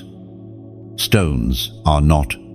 Fire visits the valuable, not the worthless. Your fire proves your worth. And look closer. The fire always reveals who or what walks with you. In your hardest nights, when friends vanished, when human help failed, the presence of God drew closer. You may not have seen him with physical eyes, but you felt the strange peace that steadied you, the quiet strength that carried you, the whisper that said, "You will not fall here." That was the fourth man in your furnace. The fire also gave you authority. You cannot guide others out of flames you have never faced. But because you have walked through fire and survived, your words now carry weight. When you tell someone, you will make it. It is not theory, it is testimony. Your scars carry heat. and that heat carries power. Think of Peter. After denying Jesus, he was burned by the fire of shame, yet that fire transformed him. On the day of Pentecost, he spoke with boldness, and 3,000 souls were saved. The fire of failure became fuel for ministry. In the same way, your failures, your wounds, your flames are now firewood for purpose. Chosen one, you may still smell the smoke of your fires, but even that is holy. When Shadrach, Meshach, and Abednego left the furnace, the Bible says, not even the smell of smoke was on them. For you too, the time will come when no trace of your suffering remains, only glory, only strength. So walk with your head high. You have not just survived fire, you have been refined by it. You are not fragile clay anymore, you are resilient, tempered, radiant. And every flame you endured was proof of your chosenness. The fire did not end you, it revealed you. And from now on, you will carry its heat, not as pain, but as power. But let us go deeper. Chosen one. Fire not only refines you, it announces you. When others see the flames you endured, they marvel not at your strength, but at the God who preserved you.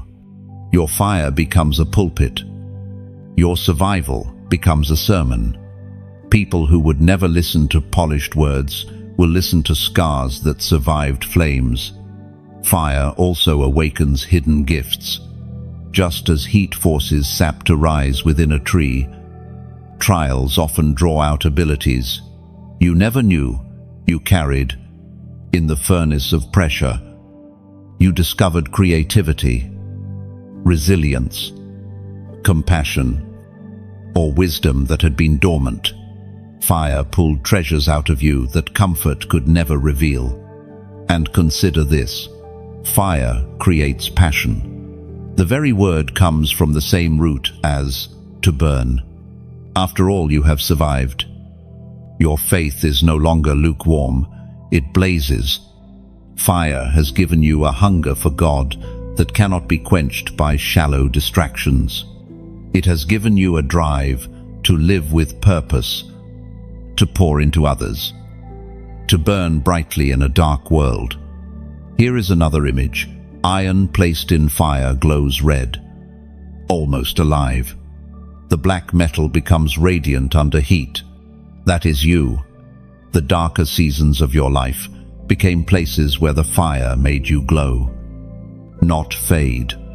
You emerged carrying a light others can see from afar.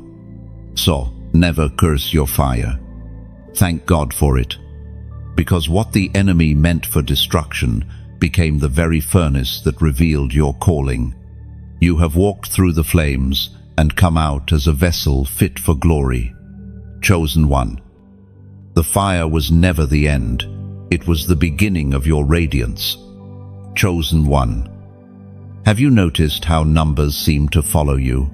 Perhaps you glance at a clock and the same pattern repeats. Perhaps a number stirs in your heart, and you do not know why. These are not accidents. Heaven often speaks through numbers, weaving prophetic codes into your journey to remind you that you are guided, not lost. From Genesis to Revelation, numbers carry weight. 7 marks completion. 12 speaks of government. 40 reveals testing. 3 symbolizes resurrection. Numbers are more than mathematics. They are spiritual markers, road signs along the highway of destiny. In the book of Proverbs, chapter 16, verse 9, in their hearts humans plan their course, but the Lord establishes their steps.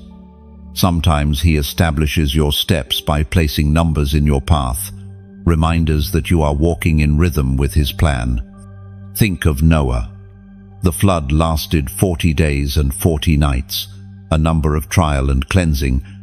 Think of Israel, wandering 40 years in the desert, shaped into a nation. Think of Jesus fasting 40 days before his ministry began. Numbers marked their journeys, guiding seasons of transformation. So too with you. That sequence you see again and again is not coincidence, it is whisper. Heaven speaks, I am here. I am guiding. I am marking this season for you. Here is an image. Imagine traveling a desert road at night, unsure of the direction. Suddenly, you notice torches planted along the path. Each torch reassures you, keep walking. You are still on course. Prophetic numbers are those torches, signals that you are not wandering aimlessly, but walking under watchful guidance. Another image, a musician tuning an instrument. The strings vibrate at certain frequencies, invisible to the eye, but audible to the ear. Numbers are like those frequencies. They align your spirit with heaven's melody. When you notice them, you are recognizing that your life is vibrating in harmony with divine timing. Chosen one. Your journey is marked not by chaos, but by precision. God has numbered your days, counted your hairs, measured your tears. He is a God of order, not confusion. The numbers you encounter remind you that your life is being written with divine symmetry. And here is something profound. Numbers also carry personal prophecy. For you, seeing a certain number may remind you of a scripture, a promise, or a season. It becomes a language between you and God. Others may dismiss it, but your spirit knows it is a whisper meant just for you. Remember Jacob, dreaming of a ladder reaching into heaven. The vision was personal. Angels ascended and descended. And Jacob woke with awe. Surely the Lord is in this place. In the same way, the numbers that appear to you are your personal ladder moments. Whispers reminding you that heaven is near. Chosen one. I invite you to respond to this truth with faith. Write in the comments the number 222. This is not superstition, it is declaration. It speaks of alignment, Father, Son, and Spirit, moving in unity with your steps. It speaks of covenant God walking with you, not just beside you, but within you. And it speaks of confirmation that what may feel random is in fact ordered by heaven. When you type 222, you are declaring, my path is not random. My steps are not wasted. I am aligned with the God who numbers my days and directs my seasons. And let us look deeper. The wilderness you walked through, it had a number. The trials you survived, they had a measure. The silence you endured, it was counted. The unveiling you are now stepping into, it too is marked. Nothing about you is outside the mathematics of heaven. Here is another image. A clock tower in the center of a city. People move. Traffic flows. Lives unfold.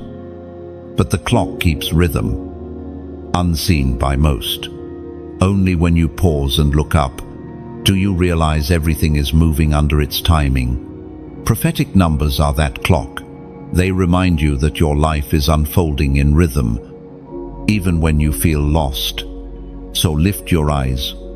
Stop seeing numbers as chance. See them as conversation. Each one is a reminder. You are chosen. You are guided. You are aligned. Chosen one. The numbers surrounding your path are evidence that destiny is not vague, it is precise. And every time you notice, every time you respond, You align your heart more deeply with the one who orders your steps. So declare it boldly. Write it clearly. 222 is your banner today. Prophetic evidence that your story is written, counted, guided by the God who never misses a detail. But let us unfold this even more. Chosen one. Numbers do not only appear as signs, they often arrive as reminders of promises spoken long ago. Sometimes a number stirs an old memory of prayer, or a season when God whispered something you thought was forgotten. The number becomes like a thread, pulling you back into the tapestry of His design. First, numbers remind you of continuity.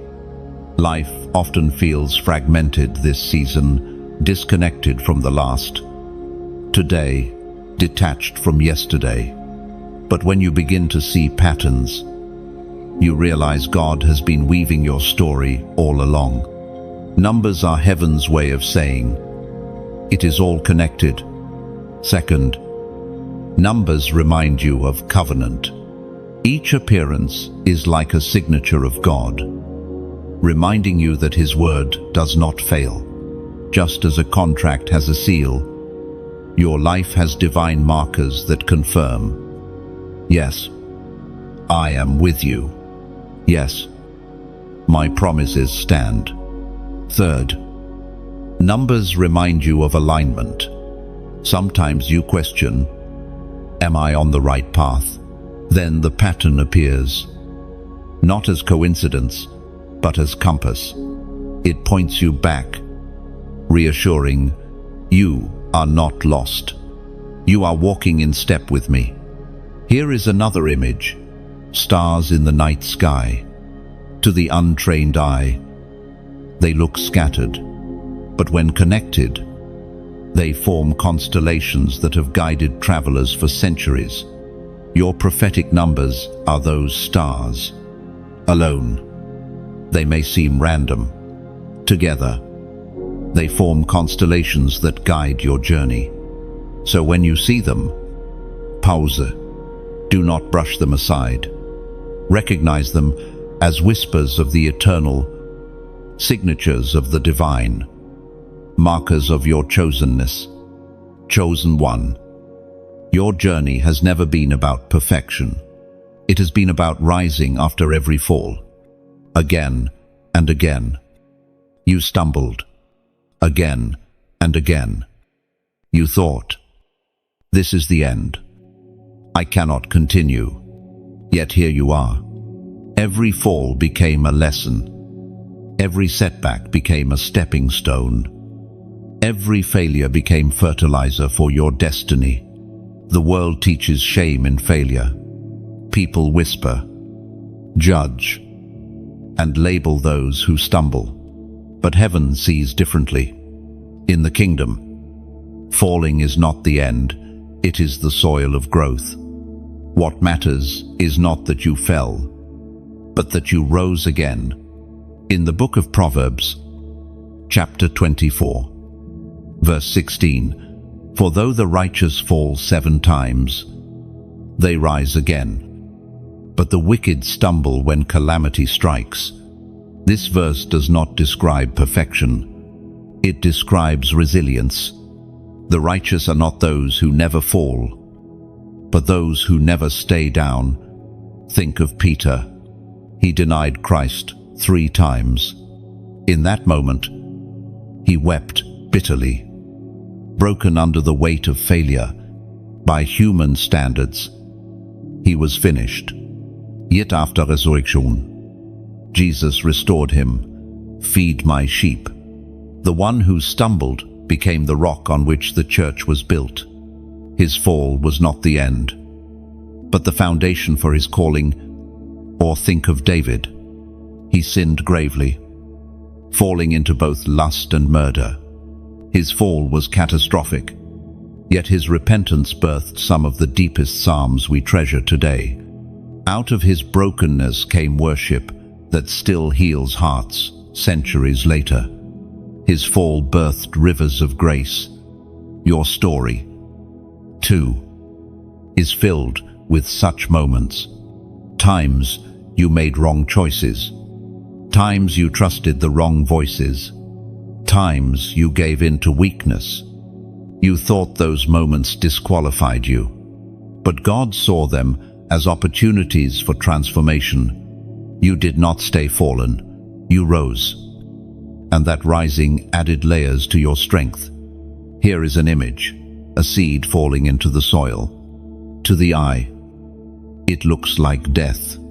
It disappears, buried and broken. Yet in that fall, new life begins. The seed cracks open. Roots push downward. Shoots stretch upward. Without the fall, there would be no growth. Your stumbles were like seeds. They looked like endings, but they birthed beginnings. Another image, a potter working clay. The vessel collapses in his hands, ruined, but the potter does not discard it. He begins again, shaping it with patience, pressing, refining. The second vessel often becomes stronger than the first. That is you. Your collapses did not disqualify you. They allowed the potter to refashion you. Chosen one. Rising after a fall teaches what standing never can. Falling humbles you, strips you of pride, reminds you that strength is not your own. Rising teaches you grace, compassion, and resilience. Those who never fall often carry arrogance, but those who rise from failure carry mercy for others. Look at your scars from falling. They remind you of pain. Yes, but they also remind you of victory. Each time you stood again, you built unshakable muscle in your spirit. Now, when storms come, you do not fear. You know, I have fallen before, but I will rise again. There is also prophetic power in rising. Every time you get up, you declare to the enemy, "You cannot keep me down." Each rising is a prophecy of resurrection. Just as Christ rose on the third day, you mirror his pattern when you rise after falls. Job's life testifies to this. He fell from wealth to ashes, from family to loneliness, from health to sores. Yet in the end, God restored him double. His rising was not just personal, it was prophetic, showing generations that suffering is not the final word. Your risings, too, are not just for you.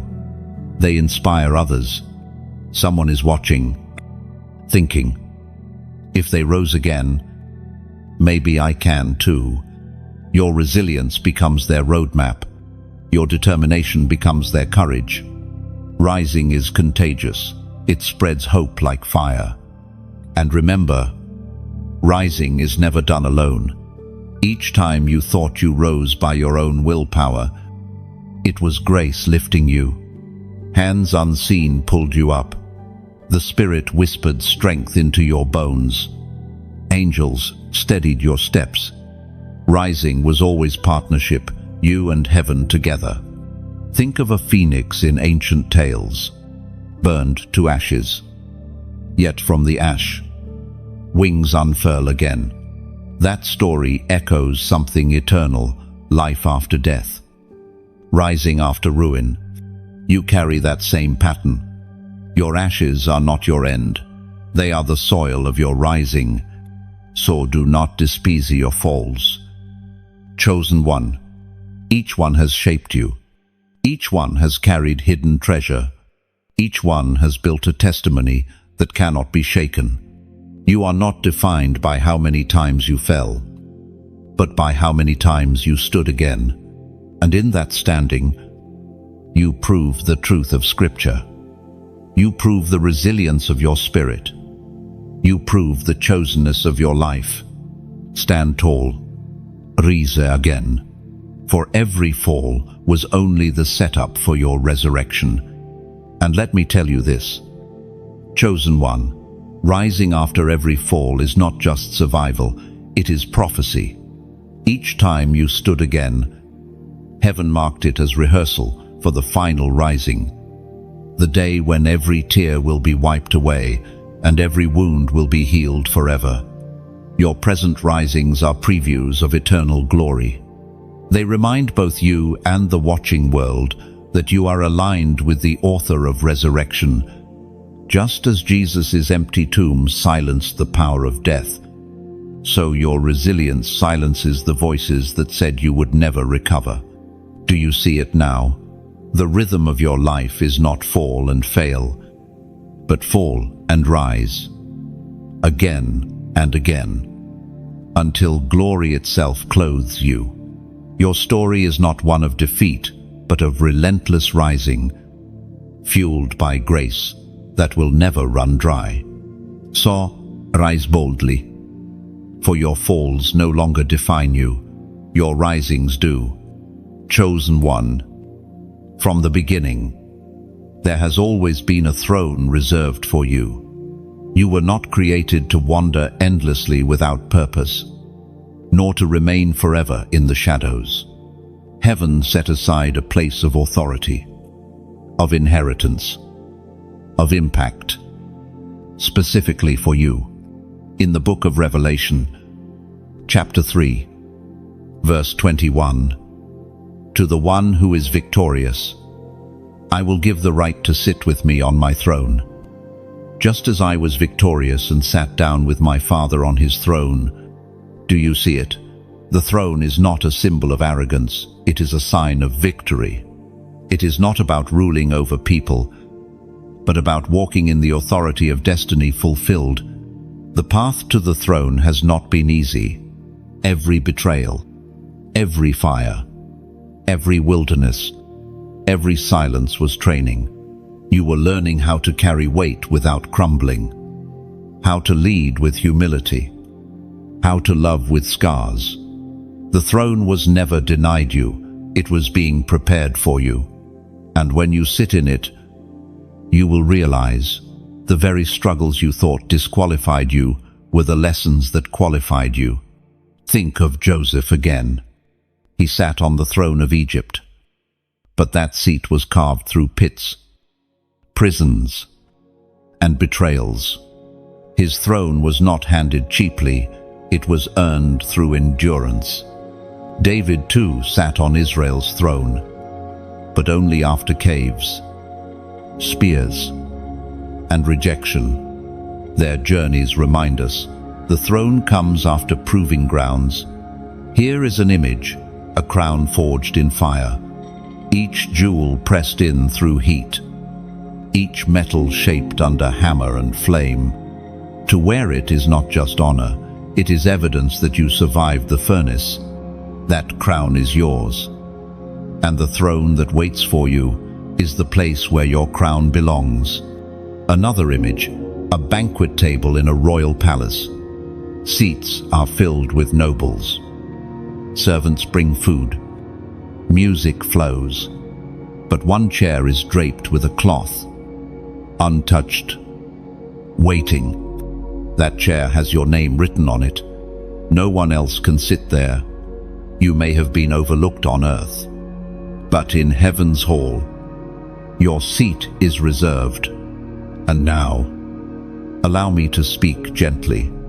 These words reach you because others have chosen to keep this table open. When you like, you are lifting your hand to say, this feast matters. When you share, you are inviting others into the palace. When you subscribe, you are saying, I want to remain at this table. And when you donate, you are not paying for food, you are placing wood upon the fire so the hall remains warm, bright, and ready for all who enter. Think of it like this. Imagine a lighthouse, tall and shining, guiding ships home in storms. The light never goes out because keepers refill the oil. Every like is a spark. Every share is a torch carried into another storm. Every subscription is a stone strengthening the tower. Every donation is fresh, oil poured into the flame, so the light never dims.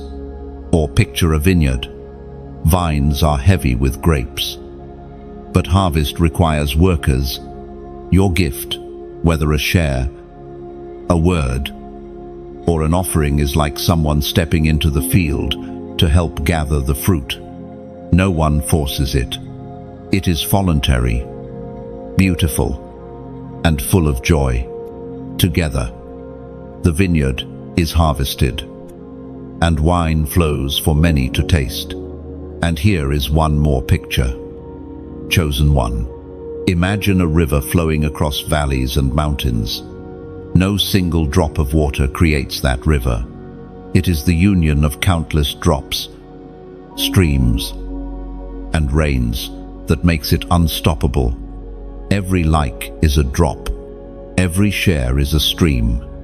Every subscription is a current. Every donation is a wellspring. Together, they form a river that carves through stone, waters dry lands, and carries life wherever it goes. This is the beauty of support. It is never about one person carrying everything. It is about many hearts joining, each freely offering what they can. And the result is something unstoppable, something eternal. But return with me now to your throne. Do you feel the weight of it? You feared you would never be trusted again after your falls. You feared your wilderness made you unworthy. You feared your scars disqualified you. Yet those very things make you ready. The throne was not reserved for the flawless, it was reserved for the faithful. And the throne is not only for the future in eternity, it begins here. Authority to speak life into others. Authority to break chains with your words. Authority to walk with peace when others crumble. Authority to carry light into darkness. You are already stepping into your seat, step by step, as you live in alignment with your calling. So walk boldly, but humbly. The throne is not for boasting, but for serving. It is not for shining above others, but for lifting others higher. Your authority will be measured not by how many bow before you, but by how many rise because of you, chosen one. Let this settle deep within. The throne was always reserved for you. Nothing you lost has erased your seat. Nothing you endured has cancelled your name. And nothing the enemy did has stopped heaven's decree. One day, you will sit fully in that place of glory. Until then, you are already rehearsing for it. Step by step, crown by crown, flame by flame. And let your heart rest in this. The throne reserved for you has never gathered dust, never been given away, never been forgotten. Through every detour, through every delay, heaven has kept it sealed. Even when you doubted yourself, the king never doubted his choice. Your seat remains ready, not as a prize to be earned, but as an inheritance to be received. And every step of faith you take is drawing you closer to that moment when you will sit fully in what was always yours. So rise with confidence, live with courage, serve with joy, for your place is secure. Your throne is waiting, and your crown has already been prepared. Chosen one. There is a river flowing, even now, a river not of destruction, but of restoration. Where deserts once cracked your soul, water now begins to surge. Where years felt wasted, fruit begins to sprout.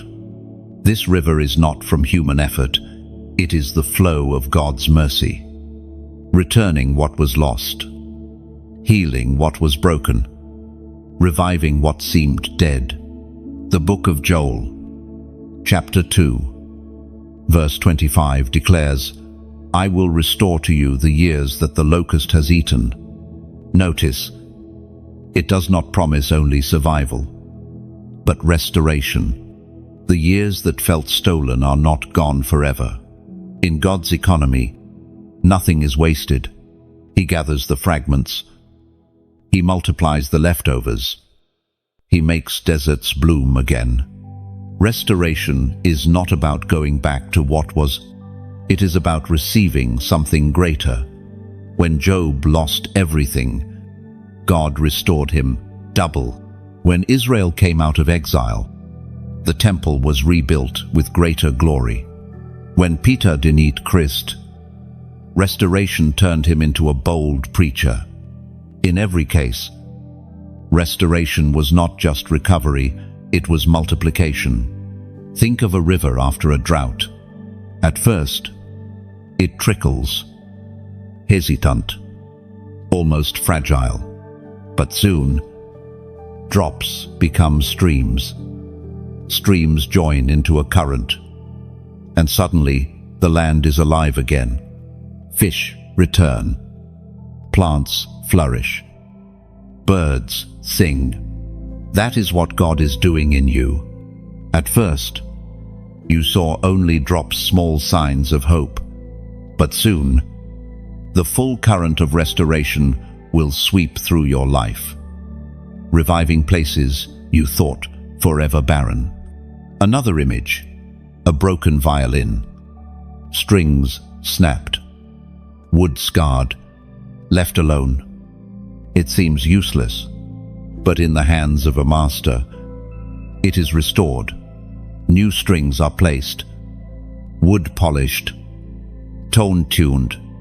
When played again, its music carries a depth it never had before.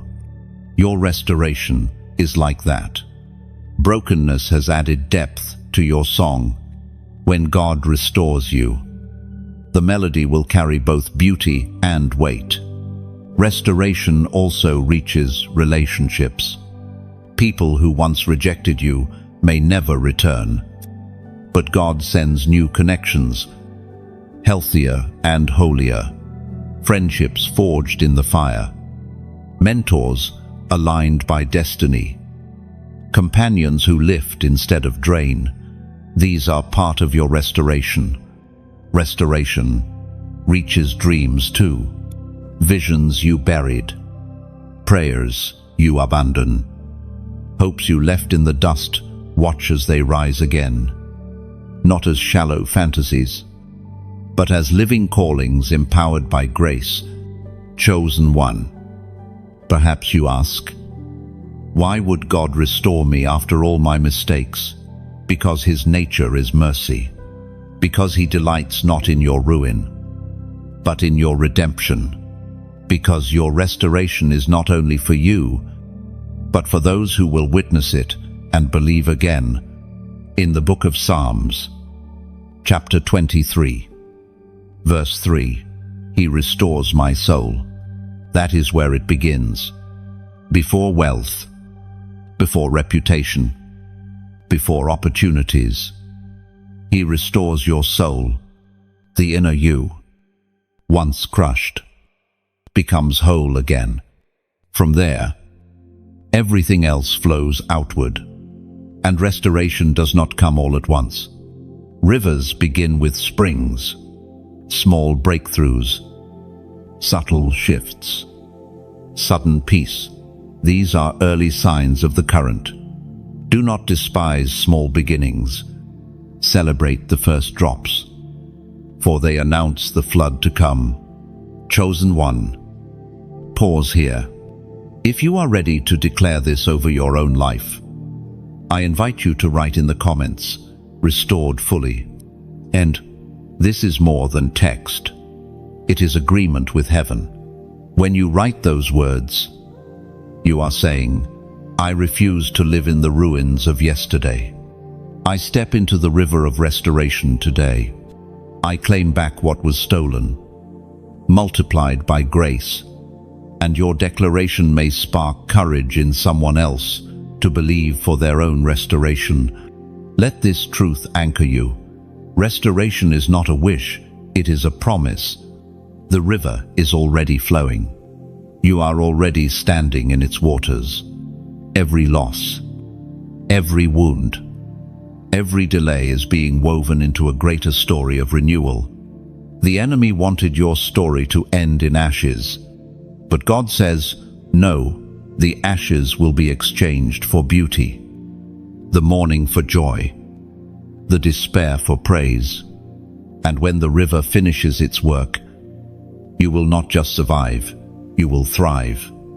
So, drink deeply, step boldly into the waters.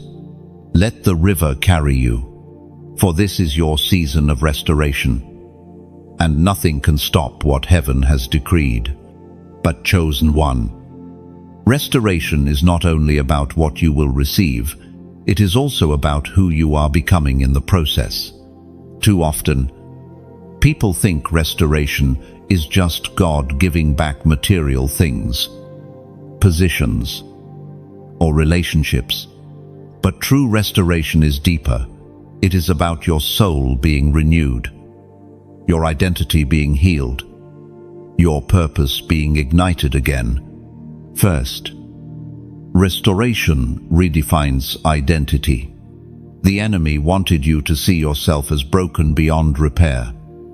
But restoration writes a new name over you: whole, beloved, chosen. Every scar is transformed into a story, every wound into wisdom.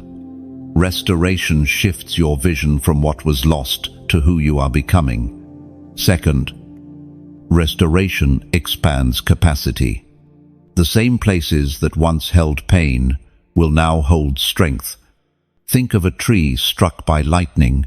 The scar remains in its bark, but the tree continues to grow. Its roots spreading deeper, its trunk stronger than before. You, too, will carry visible marks, but they will not weaken you. They will remind you of the greater strength you gained. Third, restoration creates testimony. People will look at your life and say, how did they survive? How are they shining again? And your answer will point them to the river that never runs dry. Your restoration will not only heal you, it will inspire hope in others still standing in ruins. Here is another image, a mosaic of shattered glass. At first, the fragments seem useless, painful even to touch. But when placed in the hands of an artist, the broken pieces are arranged into a picture of breathtaking beauty. Your broken seasons were never wasted. They are the fragments God is arranging into a masterpiece. Chosen one. Let this sink deep. Restoration is not about going back to who you were, but about stepping into who you were always meant to be. And when the river of restoration completes its work, your life will carry beauty and strength that never existed before. Chosen one. One of the deepest wounds you have carried has been rejection. The moments when doors closed, when voices said you were not enough, when people you loved turned away, cut deeper than almost anything else. Rejection pierced like a blade because it struck at identity, making you question if you were seen, if you were valued, if you were chosen at all. But hear me, rejection was never the final word. It was divine redirection. Those who turned you away were instruments unknowingly steering you toward where you were truly meant to go. The doors that shut were not punishment, they were protection. The absence of some people in your journey was not loss, it was alignment. In the book of Romans, chapter 8, verse 28, and we know that in all things God works for the good of those who love him, who have been called according to his purpose. Even rejection is included in all things. What felt like abandonment was God weaving threads of destiny. Think of Joseph again, rejected by his brothers, sold into slavery, cast aside in prison. Yet every rejection was a step toward Pharaoh's palace. If his brothers had embraced him, he would never have left home. If Potiphar's wife had not lied, he would not have reached the dungeon where Pharaoh's cupbearer noticed him. Every no was a push toward the greater yes. Another story. David. Overlooked by his own father, when Samuel came to anoint a king, Jesse paraded 7 sons, but left David in the fields, as though he were unworthy. Yet the oil would not flow until David was brought forward. Human rejection set the stage for divine selection. Here is an image. A sculptor discarding excess stone. The rough pieces fall away, and it looks like rejection. But only by cutting away what does not belong can the true shape emerge. The rejections you faced were chisels shaping your destiny. Another image. A shepherd redirecting sheep. The animal may bristle when the staff pushes it away from one path. It feels like rejection of its choice. Yet the shepherd knows the cliff ahead and steers it toward green pastures. That is how God used rejection in your life. Staffs and nudges away from danger you could not see. Chosen one. Many times you asked, why did they not choose me? Why was I not invited? Why did that opportunity slip away? The truth is, you were not rejected because you were unworthy. You were redirected because you were destined for more. Some doors closed because the room inside was too small for your calling. Some people left because their presence would have poisoned your growth. Some opportunities vanished because they would have chained you instead of elevating you. Look at Jesus himself. He was despised and rejected by mankind. A man of suffering and familiar with pain. His rejection was not failure, it was fulfillment of prophecy. The cornerstone was first rejected by builders, but that very stone became the foundation. In the same way, the times you were overlooked only confirmed that you carry cornerstone purpose. Rejection also taught you discernment. It showed you who was truly for you and who was only passing through. It stripped away shallow alliances and revealed authentic ones. Those who remained after rejection were those who saw you as God sees you. And that clarity is priceless. Perhaps the deepest rejection you endured was from people closest to you. Family, friends, or even spiritual communities who could not see the treasure inside you. It cut because you expected acceptance there. But even that was redirection. It taught you to find identity not in people, but in God. It forced you to anchor worth in His voice alone. The prophet Isaiah spoke in chapter 55, verse 8, "For my thoughts are not your thoughts, neither are your ways my ways, declares the Lord." This means what you saw as a detour was actually God's direct path. His way was higher, His perspective wider. His rejection of one road was protection for the destiny on another. Think of a seed planted in soil. It disappears, covered, seemingly discarded. To the world, it looks rejected, buried in darkness. But in truth, it was redirected to a place where growth could begin. Your seasons of burial were not abandonment, they were planting. And now, shoots of destiny are pushing through. Chosen one. Rejection also refined your resilience. Every time you were told no, you learned to rise again. Every time a door slammed, you discovered a new path. Each rejection carved perseverance into you, teaching you to walk not by applause, but by faith. So lift your head, stop seeing rejection, as a wound that defines you. See it as the redirection that prepared you. Each no led you closer to your throne. Each not here guided you toward the right place. Each departure made room for divine arrivals. You were never truly rejected. You were always being redirected into destiny's exact coordinates. And let this revelation bring peace to your heart.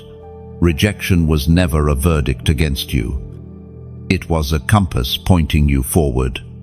What you lost was never meant to carry you into the fullness of your destiny. What slipped away was too small, too fragile, or too dangerous for the weight of your calling. So, instead of mourning closed doors, begin to thank God for them. Every turn, every detour, every loss was a hidden gift. And when you look back, you will see the pattern clearly. Rejection was simply redirection, and redirection was protection. Chosen one. Let us speak of the moments when strength felt gone. Those nights when your body ached, when your spirit sagged under invisible weights, when you whispered, "I cannot go on." You carried so much for so long that even lifting your head felt impossible. These were the valleys where every step was war, where your very breath felt like a battle. Strength is not always about muscles or energy. It is about endurance, about the will to keep walking when everything inside you screams to stop. And in those moments, you discovered something holy. When your strength ended, His strength began. The book of Isaiah, chapter 2, verse 29 says, "He gives strength to the weary and increases the power of the weak." This is not abstract encouragement, it is reality. When your knees buckled, unseen hands steadied you. When your soul nearly broke, waves of peace whispered, "Keep moving." Think of Elijah under the broom tree. He had called down fire from heaven, defeated false prophets, and yet when Jezebel threatened him, he fled. Exhausted, he collapsed and prayed to die. But God sent an angel with bread and water, saying, "The journey is too much for you." Strength was restored not by Elijah's effort, but by divine provision. You, too, have been visited in hidden ways, sustained by grace when your strength failed. Another image, a candle burning low, its flame small and trembling. Just when it seems it will go out, a gentle hand shields it from the wind, giving it room to burn again. That candle is you. The hand was God's, chosen one. When strength felt gone, you learned the truth Paul declared in his letter to the Corinthians. God's power is made perfect in weakness.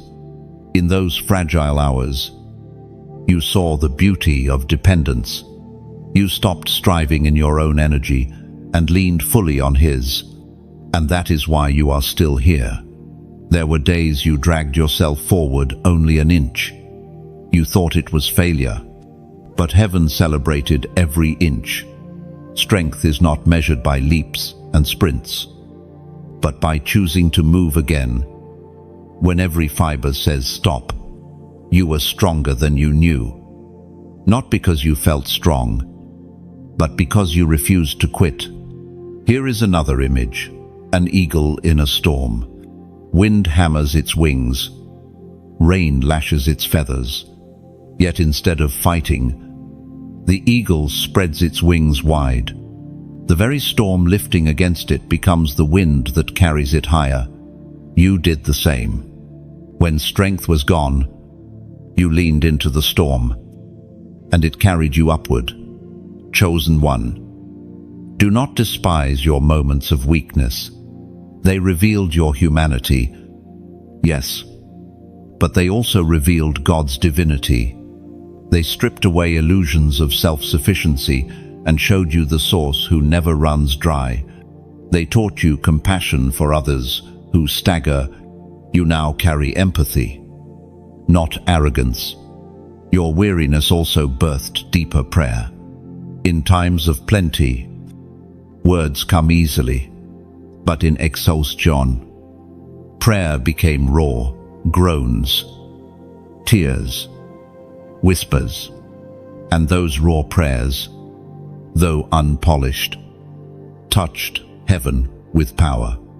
Scripture reminds us that the Spirit Himself intercedes with groans too deep for words. When strength was gone, prayer was not hindered, it was purified. Look at Jesus in Gethsemane. His soul was overwhelmed to the point of death. He fell to the ground, sweating drops of blood, crying out, "Father, if it is possible, take this cup from me." That was holy weakness, yet out of it came the strength to embrace the cross. If the Son Himself reached the end of human strength, do not despise when you reach yours, for beyond the end of yours is the beginning of His. There is also prophetic significance in your weakness. The enemy thought exhaustion would end you. Instead, it became testimony. You can now stand before others and say, "I know what it feels like to collapse, and I know what it feels like to rise again." That authority cannot be faked. It is born in the furnace of weakness. And consider this: every time strength seemed gone, you did not remain in that state forever. Strength returned, sometimes through rest, sometimes through people sent to encourage you, sometimes through sudden bursts of joy, unexplainable. That cycle itself is proof. Weakness is never final. Chosen one. If you feel empty now, remember, emptiness is the perfect condition for filling. If your tank is dry, living water is waiting. If your strength has ended, heaven's reservoir is full. You are not disqualified by weakness. You are prepared for greater power through it. So, walk forward gently. Do not condemn yourself for the days you were weak. Celebrate them as the seasons that deepened your roots. For when strength felt gone, you were not abandoned. You were being carried, shaped, and filled for the journey ahead. And reflect on this. Chosen one. When strength felt gone, you thought you were finished. Yet those were the very seasons when roots went deepest. A tree does not grow strongest in summer when the sun shines, but in winter when it must push deeper underground to find water. Your winters of weakness were building invisible strength that no storm can uproot. Do you see the mystery now? Strength was never about how loudly you roared, but about how faithfully you endured. Heaven has always measured victory, not by those who never stumble, but by those who keep rising, even trembling, even crawling, even broken. So when you look back, do not be ashamed of your weary seasons. Honor them. They were holy classrooms where you learned endurance, empathy, and dependence. They were proving grounds that prepared you for the authority you now carry. Chosen one. The fact that you survived seasons when strength was gone is evidence enough. You are unbreakable, because you are upheld by one who never weakens. And in that truth, you can walk forward with peace. Chosen one. Can you feel it? The weight on your head is not the weight of burdens anymore. It is the weight of a crown. For years you carried pressure, heaviness, rejection, and pain. But now the crown fits you. What once would have slipped or felt too heavy has become perfectly aligned, because your wilderness, your fire, and your weakness have shaped you for it. In the second letter to Timothy, chapter 4, verse 8, "Now there is in store for me the crown of righteousness, which the Lord, the righteous judge, will award to me on that day, and not only to me, but also to all who have longed for his appearing." This is the promise not just of eternity, but of reward for every battle you have endured with faith. The crown is not about outward glitter. It is about inward authority. You carry scars that are now jewels. You carry tears that have become pearls. Every trial you overcame has been set into your crown like stones of glory. This is why the crown fits you now, because it was forged from your own journey. Think of a blacksmith shaping metal. The crown is not bought ready-made. It is hammered, molded, and refined until it perfectly matches the one who wears it. Your trials were the hammer. You're weighting the furnace. You're rising the polish. And now, at last, the crown is ready for your head. Here is another image, a tree that has grown for decades. Rings hidden deep within its trunk. Each ring is a record of storms weathered, droughts endured, seasons survived. No one sees them, yet they are proof of strength. Your crown is the same. It carries invisible rings, marks of resilience only. Heaven fully understands. Chosen one. When others see you now, they may only notice the shine, but you and heaven know the price of every jewel. This crown is not decoration, it is testimony. It fits you now because you paid for it with perseverance. But hear me clearly, a crown is not only for display, it is for purpose. Crowns represent responsibility. The weight you feel is not to crush you, but to remind you that your authority is meant to lift others. You are crowned, so you can become a covering for those around you. In the book of James, chapter 1, verse 12, "Blessed is the one who perseveres under trial, because, having stood the test, that person will receive the crown of life that the Lord has promised to those who love him." Do you see? The crown is not given before the test, but after, and that is why you can wear it with confidence now.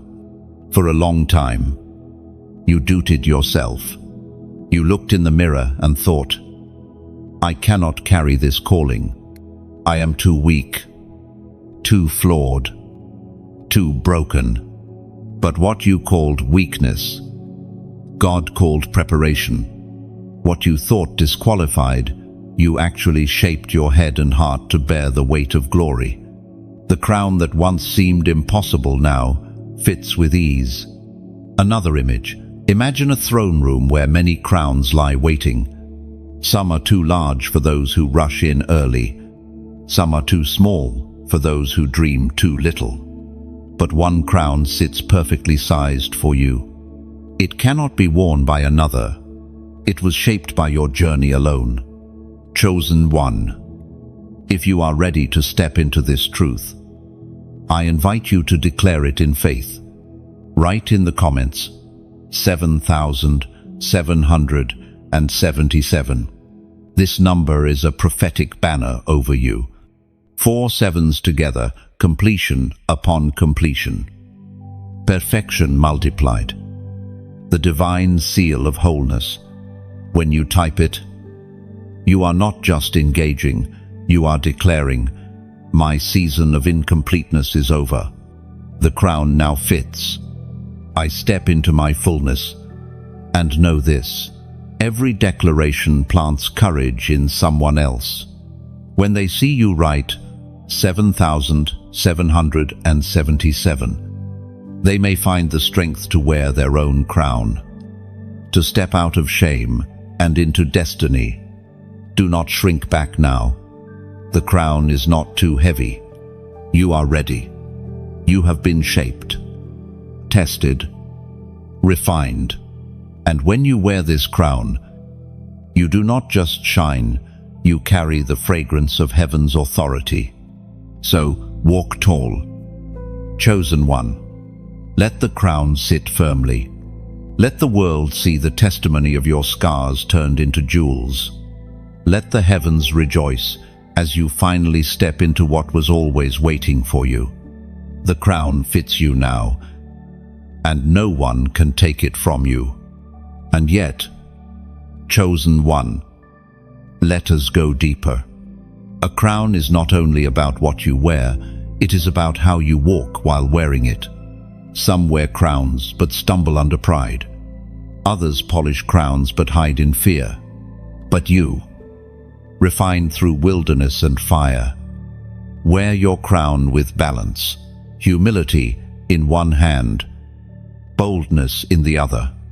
First, the crown reminds you of identity. You are not ordinary, no matter how much life tried to convince you otherwise. Each time you touch the crown in your spirit, you remind yourself, I am chosen, I am beloved, I am marked for purpose. Second, the crown demands responsibility. To wear it is to understand that your influence is no longer just about you. Your words carry weight. Your presence shifts rooms. The crown fits you now because you are ready to use it, not for control, but for service. Third, the crown carries permanence. This is not a borrowed honor, not a temporary assignment. Heaven does not crown and then snatch away. The crown is covenant. It rests on your head because eternity decreed it long ago. Here is another image. A torch lit in the night. In the wrong hands, it could burn wildly, bringing destruction. But in steady hands, it becomes a guiding flame. That is your crown. It shines not to blind others, but to light paths for them. So embrace it fully. No longer fear that it will slip. No longer wonder if it belongs. The crown fits you now. And when you walk forward, wearing it with grace, you fulfill the vision heaven had for you from the beginning. Chosen one, fear has been one of your fiercest chains. It whispered when you tried to step forward. It shouted when you reached for something greater. It wrapped itself around your heart, convincing you to stay small, to hide, to blend in. But today, those chains break. Fear no longer holds the keys to your destiny. The second letter to Timothy, chapter 1, verse 7 proclaims, For God has not given us a spirit of fear, but of power, and of love, and of a sound mind. Fear was never your inheritance. Power is. Love is. A steady, sound mind is. For years, fear made you question, what if I fail? What if they reject me? What if I am not enough? But the truth is this, every time you chose courage, fear lost power. Every time you rose, even trembling, chains snapped. You are not still bound, you are already walking free. Think of Israel at the Red Sea. Pharaoh's army thundered behind them. Waves raged before them. Fear screamed, we are trapped. Yet the sea parted, and they walked through on dry ground. Fear wanted them frozen, but God wanted them free. You too have stood at impossible seas, and yet a way was made. Here is an image, a bird in a cage, door flung wide open, yet the bird clings to the perch, too used to captivity to fly. That is how fear operates, not by true power, but by illusion. The cage was opened long ago. All that remains is your decision to spread your wings. Another image, shadows on a wall. They look enormous, monstrous, But when light shines, you see they were only small objects, exaggerated by darkness. Fear has been like those shadows, loud, distorted, but powerless once exposed to the light of truth. Chosen one. Fear falls when you remember who walks with you. In the book of Joshua, chapter 1, verse 9, "Be strong and courageous.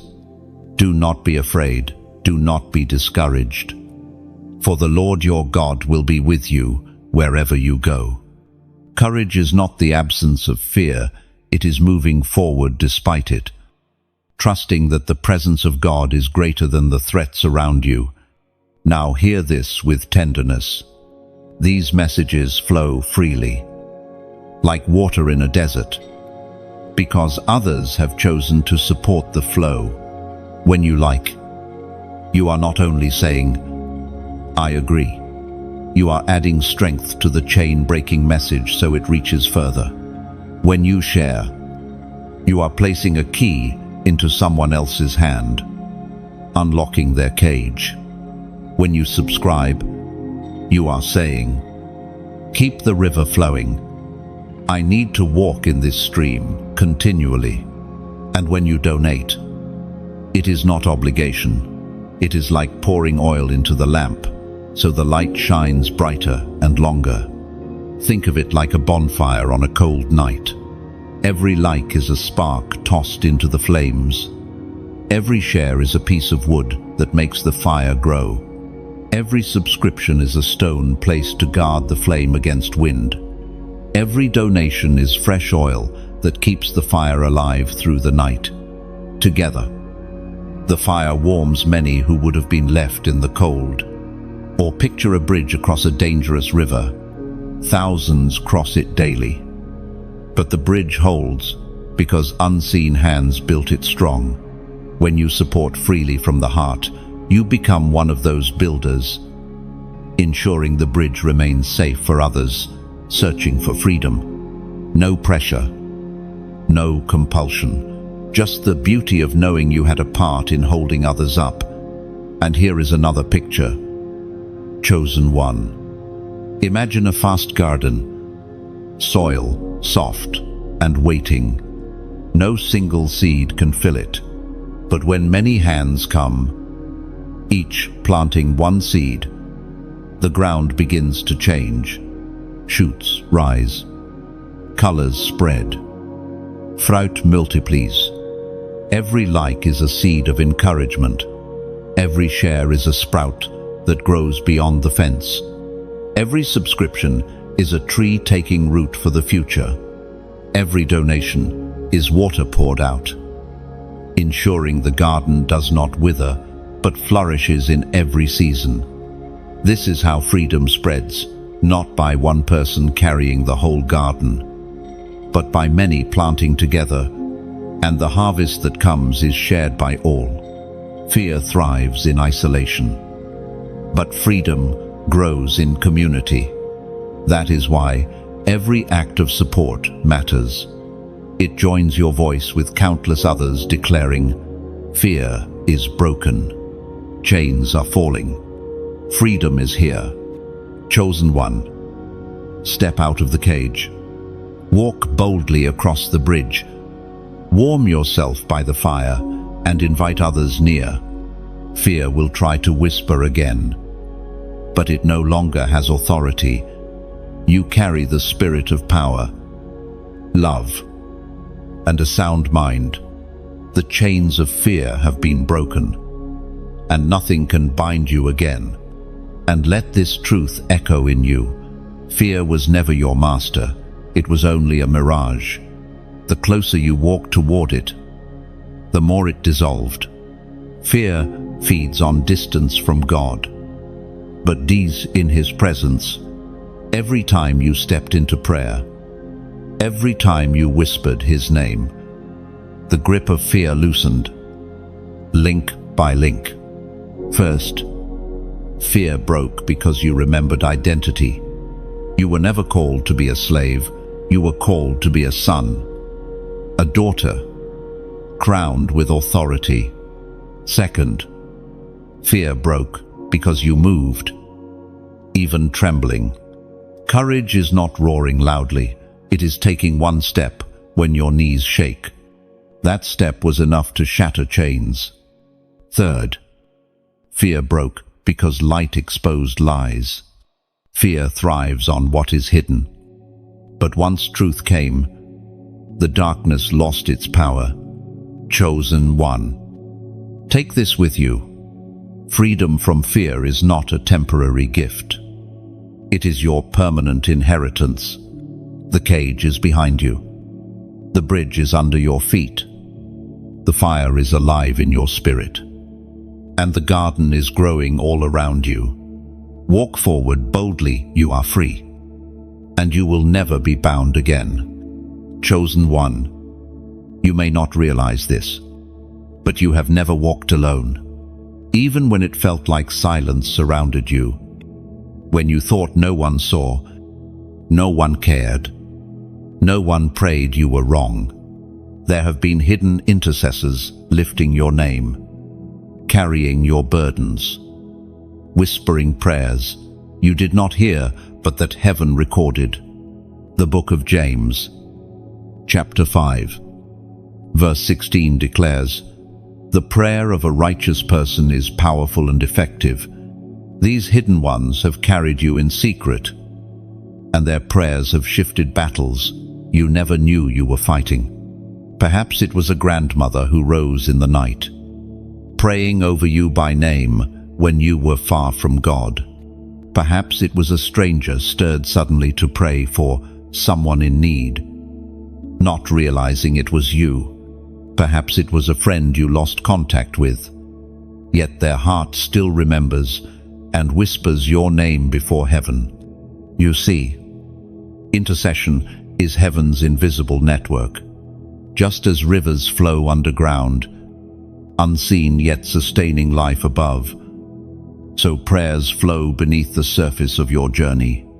You do not see them, but they water the dry places of your path. Here is an image: a soldier on the battlefield, shield raised, unaware of arrows falling from above. What he does not see is another soldier on the hill, watching, intercepting, sending cover fire.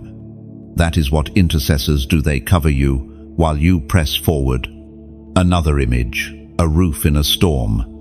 Rain lashes, wind howls, lightning strikes, yet those inside the house are safe, not because of their own strength, but because beams and tiles hold. Hidden intercessors have been those beams, covering you when storms would have crushed you. Chosen one. Your survival is not only your own resilience, it is also the fruit of unseen prayers. How many times did you walk into danger unaware, only to find protection waiting? How many times did despair nearly overwhelm you, only for peace to flood suddenly? Inexplicably, these were not accidents. They were answers to prayers spoken in secret. And consider this: even now, Jesus himself intercedes for you. In the letter to the Hebrews, chapter 7, verse 25, "Therefore he is able to save completely those who come to God through him, because he always lives to intercede for them." The Son of God is your eternal intercessor. While others may forget, he never does. While human prayers may falter, his intercession is unending. You are sustained not only by your prayers, but by a cloud of voices rising for you. Angels have moved at their words. Doors have opened. Chains have broken. Attacks have been blocked. All because hidden intercessors whispered your name before the throne. So pause and let this truth humble you. You are not self-made. You are grace-carried. Every step forward has been paved with unseen prayers. And here, chosen one, I invite you into an act of faith. Leave this declaration in the comments: I am covered. Well, this is not empty ritual. It is testimony. When you write those words, you are declaring what is already true. Unseen intercessors, divine and human, have covered you. It is also a reminder to others scrolling by that they too are not alone, that somewhere, someone is praying. And above all, Christ himself is interceding without ceasing. Your declaration might become the rope someone else grabs onto when they feel like drowning. It could be the spark that lifts them to believe, if they are covered, maybe I am too. Chosen one. Intercession is the hidden power of your journey. You may never know their names, never hear their words, never see their tears, but their prayers are written into your victories. When you finally stand in glory, you will be astonished to meet those whose whispered intercessions kept you alive, kept you moving, kept you chosen. Until then, live with gratitude, walk knowing you are surrounded, and let your own heart rise into intercession, joining the chorus for others. Just as others have prayed for you, you are covered, and you always will be. But chosen one. Think carefully. Why would God surround you with intercessors? Because he knew there would be nights when your own lips would fall silent. He knew there would be days when discouragement would weigh too heavy for you to pray. In those moments, the prayers of others became the bridge between your weakness and his strength. First, intercession shows you are seen.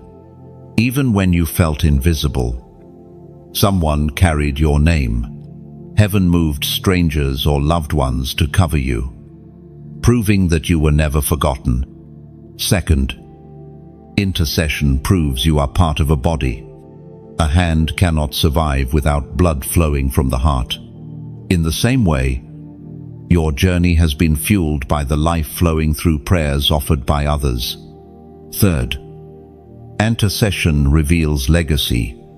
Some prayers you benefit from today were spoken decades before you were born. Ancestors who bent knees long ago planted seeds that you are now harvesting. Your victories are the fruit of their cries. Here is another image. Incense rising in the temple. The smoke is unseen outside, but its fragrance fills heaven's courts. Intercessory prayers have been like that incense, lifting quietly, invisible to the world, but powerful enough to shift destiny.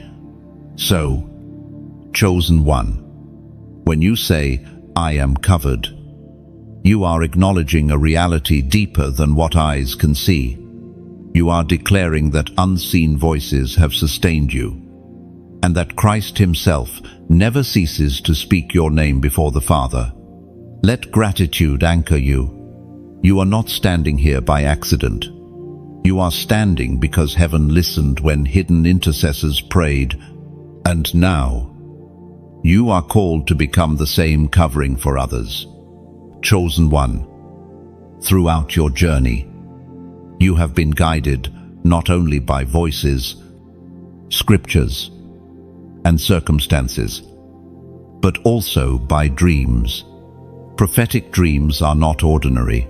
They are windows where heaven touches earth, where the unseen breaks into the visible, where whispers of the Spirit become pictures in the night. You may have dismissed some as imagination, yet many of them carried messages meant to steer your path. In the book of Job, chapter 33, verses 14 and 15, for God does speak now one way, now another, though no one perceives it, in a dream, in a vision of the night. When deep sleep falls on people as they slumber in their beds, this shows us that dreams are one of God's oldest, most intimate languages. Think of Joseph, the dreamer. His visions of sheaves bowing and stars bowing were not fantasy, they were prophetic glimpses of his destiny. Though mocked, hated, and misunderstood, those dreams sustained him until the day they came to pass. Your dreams, too, have carried seeds of destiny. Even if others could not see their truth, dreams often come as symbols. Perhaps you saw yourself climbing a mountain that was not random. It spoke of a calling to overcome great obstacles and reach heights few dare to climb. Perhaps you dreamed of water flowing over you that was not mere imagination. It spoke of cleansing, renewal, and the Spirit's filling. Dreams wrap divine truths in imagery, inviting you to seek interpretation. Here is an image, a painter covering a canvas in layers of color. From up close, the strokes look chaotic. Step back, and a masterpiece emerges. Dreams often feel chaotic, strange, even confusing, but when interpreted through the Spirit, they reveal masterpieces of guidance. Another image, a compass buried in your pocket. You may forget it's there, but in moments of uncertainty, you reach for it and find direction. Prophetic dreams are like that compass guiding you when your waking thoughts are clouded. Chosen one, do not dismiss the dreams that linger in your heart, the ones you cannot shake. Some were warnings, protecting you from paths that would have destroyed you. Some were encouragements, sent to remind you that you are seen. Some were revelations, unveiling truths about your calling. Consider Joseph, husband of Mary. 4 times an angel spoke to him in dreams, warning him to flee to Egypt, guiding him to return, instructing him in silence. Without those dreams, the child Jesus would have been in danger. Your dreams may not carry such world-shaking assignments, but they carry assignments specific to your life, equally vital in the kingdom's tapestry. And not all prophetic dreams are about you. Some come to awaken you to pray for others. Perhaps you dreamed of someone you hadn't thought of in years. That was an invitation to intercede, to cover them in prayer, to join heaven's work on their behalf. At times, your prophetic dreams felt like torment because you could not understand them. Yet in truth, they were treasures hidden in mystery, waiting for interpretation. Think of Daniel in Babylon. The king's dreams were terrifying, yet through Daniel, their meaning became a map of history. Your confusion does not mean the dream is meaningless. It means the dream is layered, requiring prayer, discernment, and patience. Prophetic dreams are also reminders of intimacy. They prove that God does not speak only to prophets on mountains or kings on thrones. He speaks to you in the stillness of your sleep. They are love letters written in symbols, proof that even in your most vulnerable hours, He is near. Chosen one, remember the dreams that once frightened you, but later made sense. Do you see the pattern? Warnings you heeded saved you from harm. Encouragements you remembered gave you courage to endure. Directions you followed led you into opportunities aligned with destiny. You are here today in part because of prophetic dreams guiding you quietly along the way. And yet, there are dreams still unfulfilled. Hold them. Do not dismiss them. Like Joseph in prison, carry them as seeds waiting for season. In time, they will unfold, and you will look back in awe. So that is what God was showing me all along. Dreams are not always spectacular. Sometimes they are simple, gentle, a conversation, a picture, a repeated word, But simplicity does not mean insignificance. A whisper can guide as powerfully as a thunderclap. Chosen one. Prophetic dreams are part of your inheritance. Cherish them. Test them. Interpret them with wisdom. And above all, act when the Spirit confirms. For these dreams are not accidents, they are maps, torches, and anchors for your journey. But, chosen one, do not forget this. Prophetic dreams are invitations, not conclusions. A dream is like a door shown to you in the night. You still must choose to walk through it in the day. Ignoring the dream leaves the door unopened, but embracing it allows destiny to unfold. First, dreams call you to seek. God often speaks in symbols so that you lean in closer, asking for understanding, cultivating relationship rather than merely receiving instructions. Second, dreams call you to prepare. If a dream shows storms, you ready your heart in prayer. If it shows opportunities, you sharpen your gifts. Dreams are heaven's way of giving you a head start. Third, dreams call you to trust.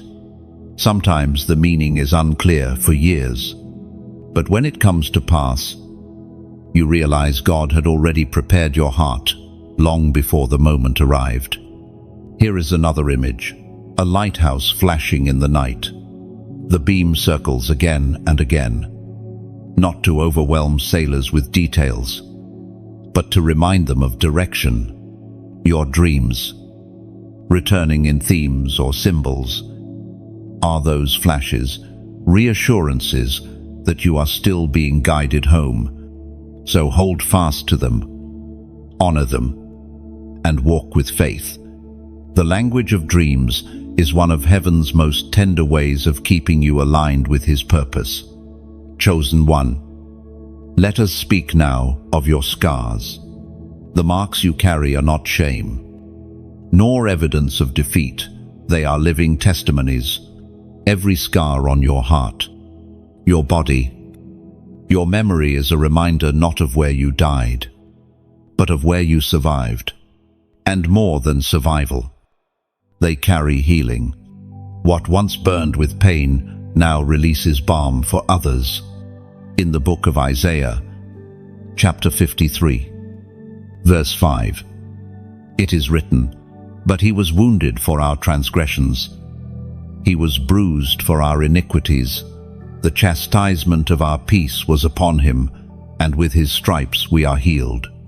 Even the Son of God bore scars, and those scars became the fountain of humanity's healing. If his wounds birthed redemption, then yours, too, can carry medicine for those around you. Think of Thomas after the resurrection. He doubted until he placed his fingers into the scars of Christ. The risen Lord could have erased every mark, yet he chose to keep them. Why? Because scars are proof of both suffering and victory. They silence doubt. They turn pain into undeniable evidence. Your scars, chosen one, are not blemishes. They are proof that the fire did not consume you, that the storm did not drown you, that death itself could not claim you. Here is an image, a tree struck by lightning. The trunk splits, bark blackens, wounds scar deep. Yet in time, new branches sprout from the very place of burning. The scar does not vanish, but it becomes the strongest part of the tree, a mark of resilience. You, too, have grown from the very wounds that tried to destroy you. Another image, a pot cracked by heat, repaired by gold in the art of kintsugi. The break is not hidden but highlighted, making the vessel more valuable than before. Your scars, highlighted by grace, do not reduce your worth. They multiply it. They become the very beauty that draws others close. Chosen one. Many people hide their scars out of shame, but what you conceal cannot heal. When you reveal your scars, not to glorify pain, but to magnify grace, you release healing into others. Someone is waiting to hear your story, to see your scars, to realize, if they survived this, maybe I can too. The Apostle Paul carried scars too. In his letter to the Galatians, chapter 6, verse 17, he declared, "From now on, let no one cause me trouble, for I bear on my body the marks of Jesus." He wore them as credentials, proof of authenticity. Your scars are likewise credentials in the kingdom, proving that you have walked through battle and emerged still standing. Do you see the power of your wounds now? They did not disqualify you, they qualified you. They gave you authority to speak into places others cannot. When you say, "I understand pain," it is not theory, it is lived truth. And people listen differently when they know your scars are real. Scars also teach compassion. Those who never bleed often judge too quickly. But you, having been broken, carry empathy. You can sit with the wounded without rushing them. You can listen without dismissing. You can love without demanding. Your scars made you gentle in ways strength alone never could. Think of a battlefield medic. Unlike generals who strategize from a distance, the medic runs into danger, kneeling beside the fallen. Their hands know wounds. Their heart knows urgency. Your scars have made you such a medic in the spirit. You run toward the broken, not away, because you know what it means to bleed. And remember this, scars are not open wounds. They do not throb forever. They heal, harden, and yet remain visible. That visibility is their gift. You can touch them without pain now, and others can see them without shame. They tell the story, "I was wounded, but I am healed." Chosen one. Honor your scars. They are sacred records. They are songs written in flesh and spirit, lyrics of endurance. Each one is a chapter heaven reads with joy, a testimony hell cannot erase. One day, when you stand in glory, you will see your scars transformed fully into crowns. For every place you bled will shine with jewels of victory. Until then, wear them with courage. Show them when prompted. Let them carry healing wherever you go. Your scars are not weakness, they are weapons. Not against people, but against despair, against hopelessness, against lies that whisper, survival is impossible. Lift your scars like banners, and let the world know you were struck. But you stand, chosen one. Your scars carry healing. Do not despise them. Do not hide them. Let them speak, for in their voice is the sound of deliverance, for many still trapped in pain. And understand this clearly, chosen one. Your scars are not random marks left behind. They are maps. They trace where you have walked, where you have wrestled, where you have risen again. For those who follow after you, your scars will become guiding lights, proof that the path can be endured, that the valley can be crossed, that the fire can be survived. First, scars testify to your endurance. Each one says, "I did not quit. I did not die there. I kept moving, and now I stand."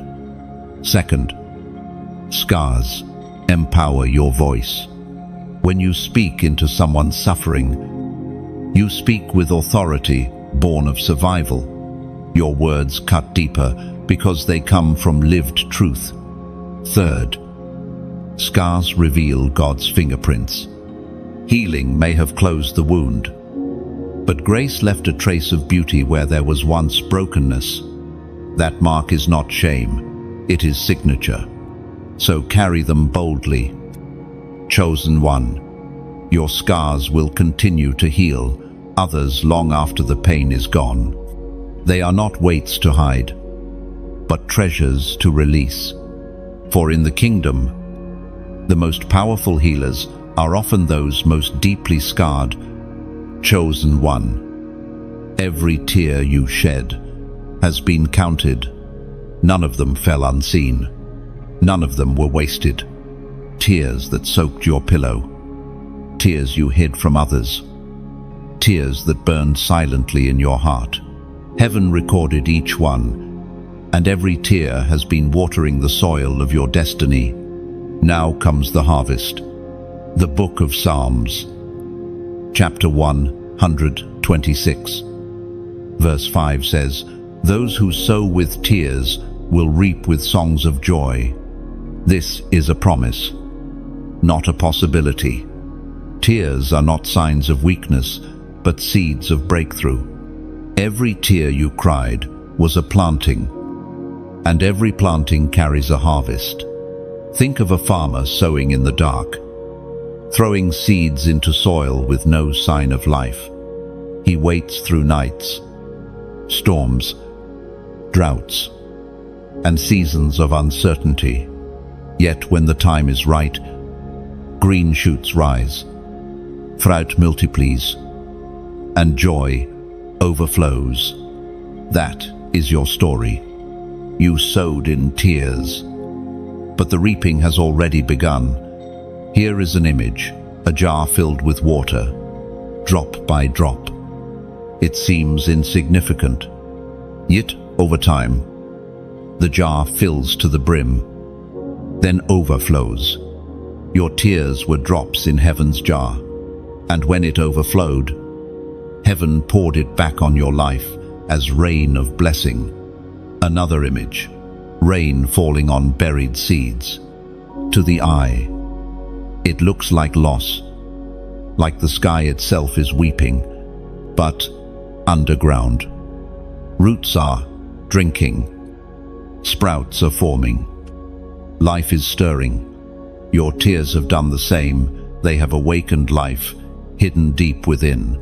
Chosen one, remember Hannah, who wept bitterly before the Lord for a child. Her tears were not wasted. Samuel was her harvest, one of Israel's greatest prophets. Remember David, whose psalms often dripped with anguish. His tears became songs that still comfort the broken thousands of years later. Your tears too will outlive you, becoming nourishment for generations. Do not despise the season of weeping. Without it, there would be no harvest. Tears soften the soil of your heart, making it fertile for growth. They wash away pride, cleanse away illusion, and prepare you to receive joy deeply. Chosen one, perhaps you thought your tears meant God had abandoned you, but the opposite is true. The Book of Psalms, chapter 56, verse 8 reminds us, "You keep track of all my sorrows. You have collected all my tears in your bottle. You have recorded each one in your book. What love is this that every tear is preserved, honored, remembered, and the harvest is not only personal. Your tears have been intercessory. You wept for loved ones, for dreams, for nations. Those prayers, mingled with tears, became rivers of intercession flowing into history. Some of the harvest will not even appear in your lifetime, but it will come. Your tears have made you tender, and tenderness is strength in the kingdom. Hard hearts cannot carry great callings. Only hearts softened by tears can cradle the weight of glory. That softness is not weakness, it is power restrained. Love refined. Chosen one. The harvest after tears often surprises. You expect one kind of fruit, but God multiplies it in ways you never imagined. You asked for survival, He gave abundance. You asked for comfort, He gave purpose. You asked for one blessing, He gave legacy. That is the mathematics of heaven. Tears in. Joy multiplied out. And know this, harvest is noisy. Just as reapers sing in the fields, just as workers shout in joy at abundance, so will your spirit erupt in laughter. Your tears of mourning will be replaced with tears of joy. The same eyes that wept in sorrow will weep again. But this time, from overwhelming goodness. Here is another image, a barren desert suddenly breaking into bloom after rain. Flowers cover the sand. Colors burst where only dust existed. That is the power of your harvest. Where once only pain and emptiness stretched, now beauty and fruitfulness overflow. Chosen one, you did not cry in vain. Your tears were investments, and now dividends of joy are returning. Every loss, every night of sorrow, every sigh of anguish has been transformed into seed, and the field of your life is now ripe. So, lift your head, dry your face, step into the fields of joy waiting before you, for your tears have watered them, and the harvest is here. And pause to let this truth soak into your soul. Chosen one, harvest is not only about what you receive, but also about who you become while receiving. Tears prepared you not only for blessing, but for responsibility. First, the harvest teaches gratitude. You will look back at every sleepless night, every hidden cry, and realize they were not wasted. Gratitude will well up because you see the thread of redemption woven through every loss. Second, the harvest teaches stewardship. Joy is not given for hoarding, but for sharing. The fruit of your tears will feed others still hungry, just as Joseph's grain stored during famine fed nations. Third, the harvest teaches perspective. You no longer see pain as meaningless. You now understand that even sorrow can plant seeds of glory. This awareness will guide how you endure future trials, knowing that every tear has purpose. Here is another image, a weaver at a loom. The dark threads and the light threads both are needed to create the pattern. Tears were the dark threads. Harvest is the unveiling of the full design. Without both, the tapestry would lack depth and beauty. So, walk into this season not with hesitation, but with joy. You are stepping onto a field ready for reaping, and it is your own tears that prepared it. The songs of joy that rise now are your rightful inheritance. Chosen one, this is the hour of unveiling. You were hidden for a season, pressed down, misunderstood, covered in silence. The world thought you were gone, forgotten, irrelevant. But heaven always knew the time would come when the covering would be lifted and the light inside you would blaze forth. Now, your unveiling changes everything. Unveiling is not a small adjustment. It is a shift in atmosphere. When a veil is removed from a bride, her identity as a wife is revealed. When a veil is pulled off a masterpiece, the crowd gasps in awe. When a veil is lifted from the heart, clarity and freedom flood in. This is what is happening to you. The veil of hiding is gone, and what God has shaped in secret is about to be revealed in public. The book of Matthew. Chapter 5, verse 14 declares, "You are the light of the world. A city set on a hill cannot be hidden. For years, you felt like a candle under a basket, but the basket is being lifted, and your flame will now illuminate many."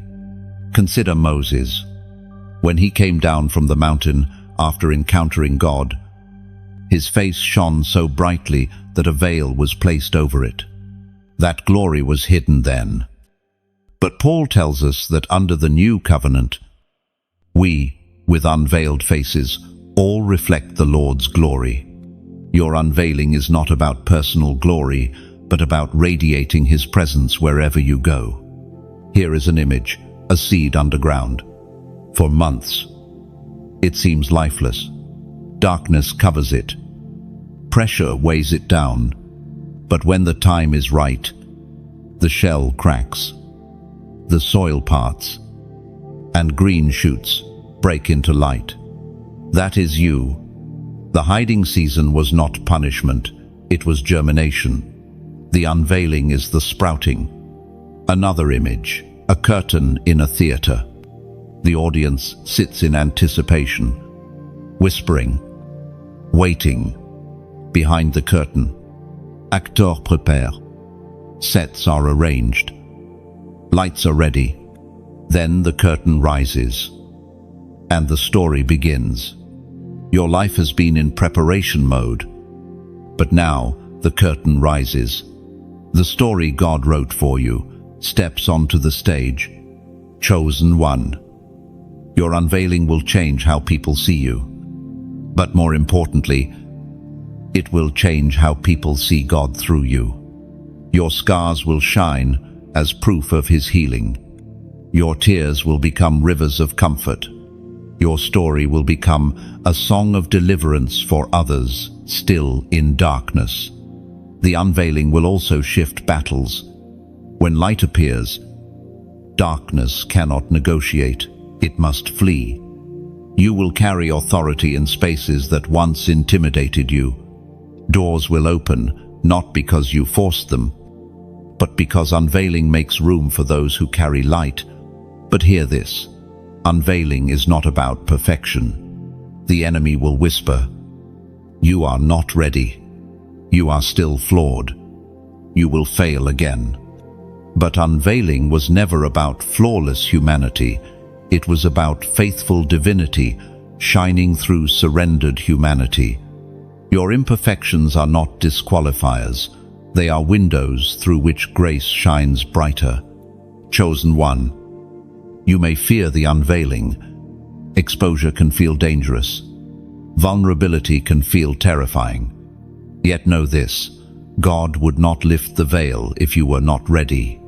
The very fact that unveiling is happening means you have been prepared. Every delay, every hidden year, every pruning was necessary. Now the time is ripe. The Apostle Paul wrote in Romans, chapter 8, verse 19, "For the creation waits in eager expectation for the children of God to be revealed." Your unveiling is not just for you, it is for creation itself. There are lives, places, and nations waiting for the revelation of who you truly are in Christ. Here is another image, stained glass in a cathedral. In darkness, the glass looks dull, colorless, ordinary. But when sunlight pours through, patterns burst into radiant color. That is your unveiling. The light of God shining through your life will reveal beauty no one saw before. So step into it without shrinking back. The unveiling is not about spotlight, but about service. It is not about ego, but about impact. It is not about applause, but about obedience. You are being revealed so that others can be healed. And understand this. Unveiling changes everything because it brings alignment. Hidden seasons often feel like chaos, but unveiling reveals that every piece, every scar, every tear, Every delay was part of a design. You will look back and realize, I was never abandoned. I was being prepared. Chosen one. Do not fear what unveiling will demand of you. It will demand courage. Yes, but it will also release joy. It will demand vulnerability. Yes, but it will also release freedom. It will demand surrender. Yes, but it will also release glory. The veil is lifted. The season of hiding has ended. The world will see what heaven has always known. You were chosen, anointed, and destined for such a time as this. And let this truth take root in you. Chosen one, unveiling is not a moment to fear, it is a gift to embrace. Think of a sunrise. For hours, the world lies in shadow. And then suddenly, light bursts forth, not asking permission, but flooding everything it touches. That is what is happening to your life. Darkness cannot resist it. The unveiling is not fragile, it is unstoppable. First, unveiling brings freedom. No longer will you have to explain why you were hidden. The very fruit of your life will speak louder than words. Second, unveiling brings recognition, not human applause, but heaven's confirmation that the preparation was not wasted. You will finally see that every silent season carried eternal weight. Third, unveiling brings multiplication. Seeds hidden in the soil of your tears will sprout in abundance, blessing not only you, but everyone connected to you. So lift your head without shame. The world may not understand at first, but heaven celebrates. Angels rejoice. Creation sings. You stand unveiled, radiant, carrying the reflection of the one who called you. And once the veil is lifted, it will never return. What God reveals, He does not hide again. Step boldly forward. You are ready. And unveiling has already begun. Chosen one, you have walked with me through every valley of this script. From the hidden season to the unveiling, you have faced rejection, tears, scars, and weakness. And yet at the end of it all, you stand crowned, unveiled, radiant. This is not just the closing of words, it is the sealing of destiny over your life. What began as whispers of identity has now become a roar of purpose. You know now that your scars carry healing. Your tears prepare harvest. Your crown fits. And your unveiling changes everything. Do not walk away from this message as though it were only words. Take it as a mirror, showing you who you have always been in God's eyes. Chosen, anointed, unstoppable. But remember this, chosen ones do not walk alone. Every time you felt unseen, there were hidden intercessors praying for you. Every time you thought your strength was gone, others carried you in prayer. And now, you are invited to do the same, to become that hidden strength for others. This is where your participation matters. When you like this message, it is more than a button. It is a spark that tells the algorithms, this voice carries life. When you share, you are extending the invitation, pulling another weary soul into the circle of light. When you subscribe, you are saying, keep the flow coming. I need to stay connected to this well of truth. When you donate, it is not a transaction. It is planting seed in a field where countless lives will eat. And when you comment, even something as simple as, I receive it. It is not for me, it is a prophetic act, declaring to heaven and to your own heart that you step boldly into your unveiling. Let me give you an image, a lighthouse on a cliff. The light does not shine for itself, but for ships lost in storm. Every light is a stone strengthening the base. Every share is another beam reaching further across the sea. Every subscription is oil poured into the lamp to keep it burning. Every donation is wood, reinforcing the tower against waves. Every comment is a flare sent skyward, signaling that another chosen one is alive, awake, and ready. Together, the lighthouse stands, and thousands are guided safely home. Here is another image, a table prepared with food. One person could sit and eat. But how much better when many gather? Your small act of support is like bringing a loaf of bread to the table. Another brings fruit. Another brings water. Another brings wine. Soon, the feast is enough for all. That is what this community becomes when you join hands, abundance overflowing, no one left out. And finally, picture a seed falling into soil, alone. It seems small, but planted, it multiplies. Your gift, whether it is a word in the comments, a subscription, or a donation, is that seed. In God's timing, it grows into trees that shelter many, orchards that feed generations. Chosen one, I will not compel you. Destiny is never forced, it is chosen. If this journey has spoken to you, let your heart respond freely. Like, share, comment, subscribe, or donate only as your spirit stirs. Every action, no matter how small, becomes part of the greater unveiling that God is doing through this message. So let us close as we began, with destiny. You were hidden for a season, but now you are revealed.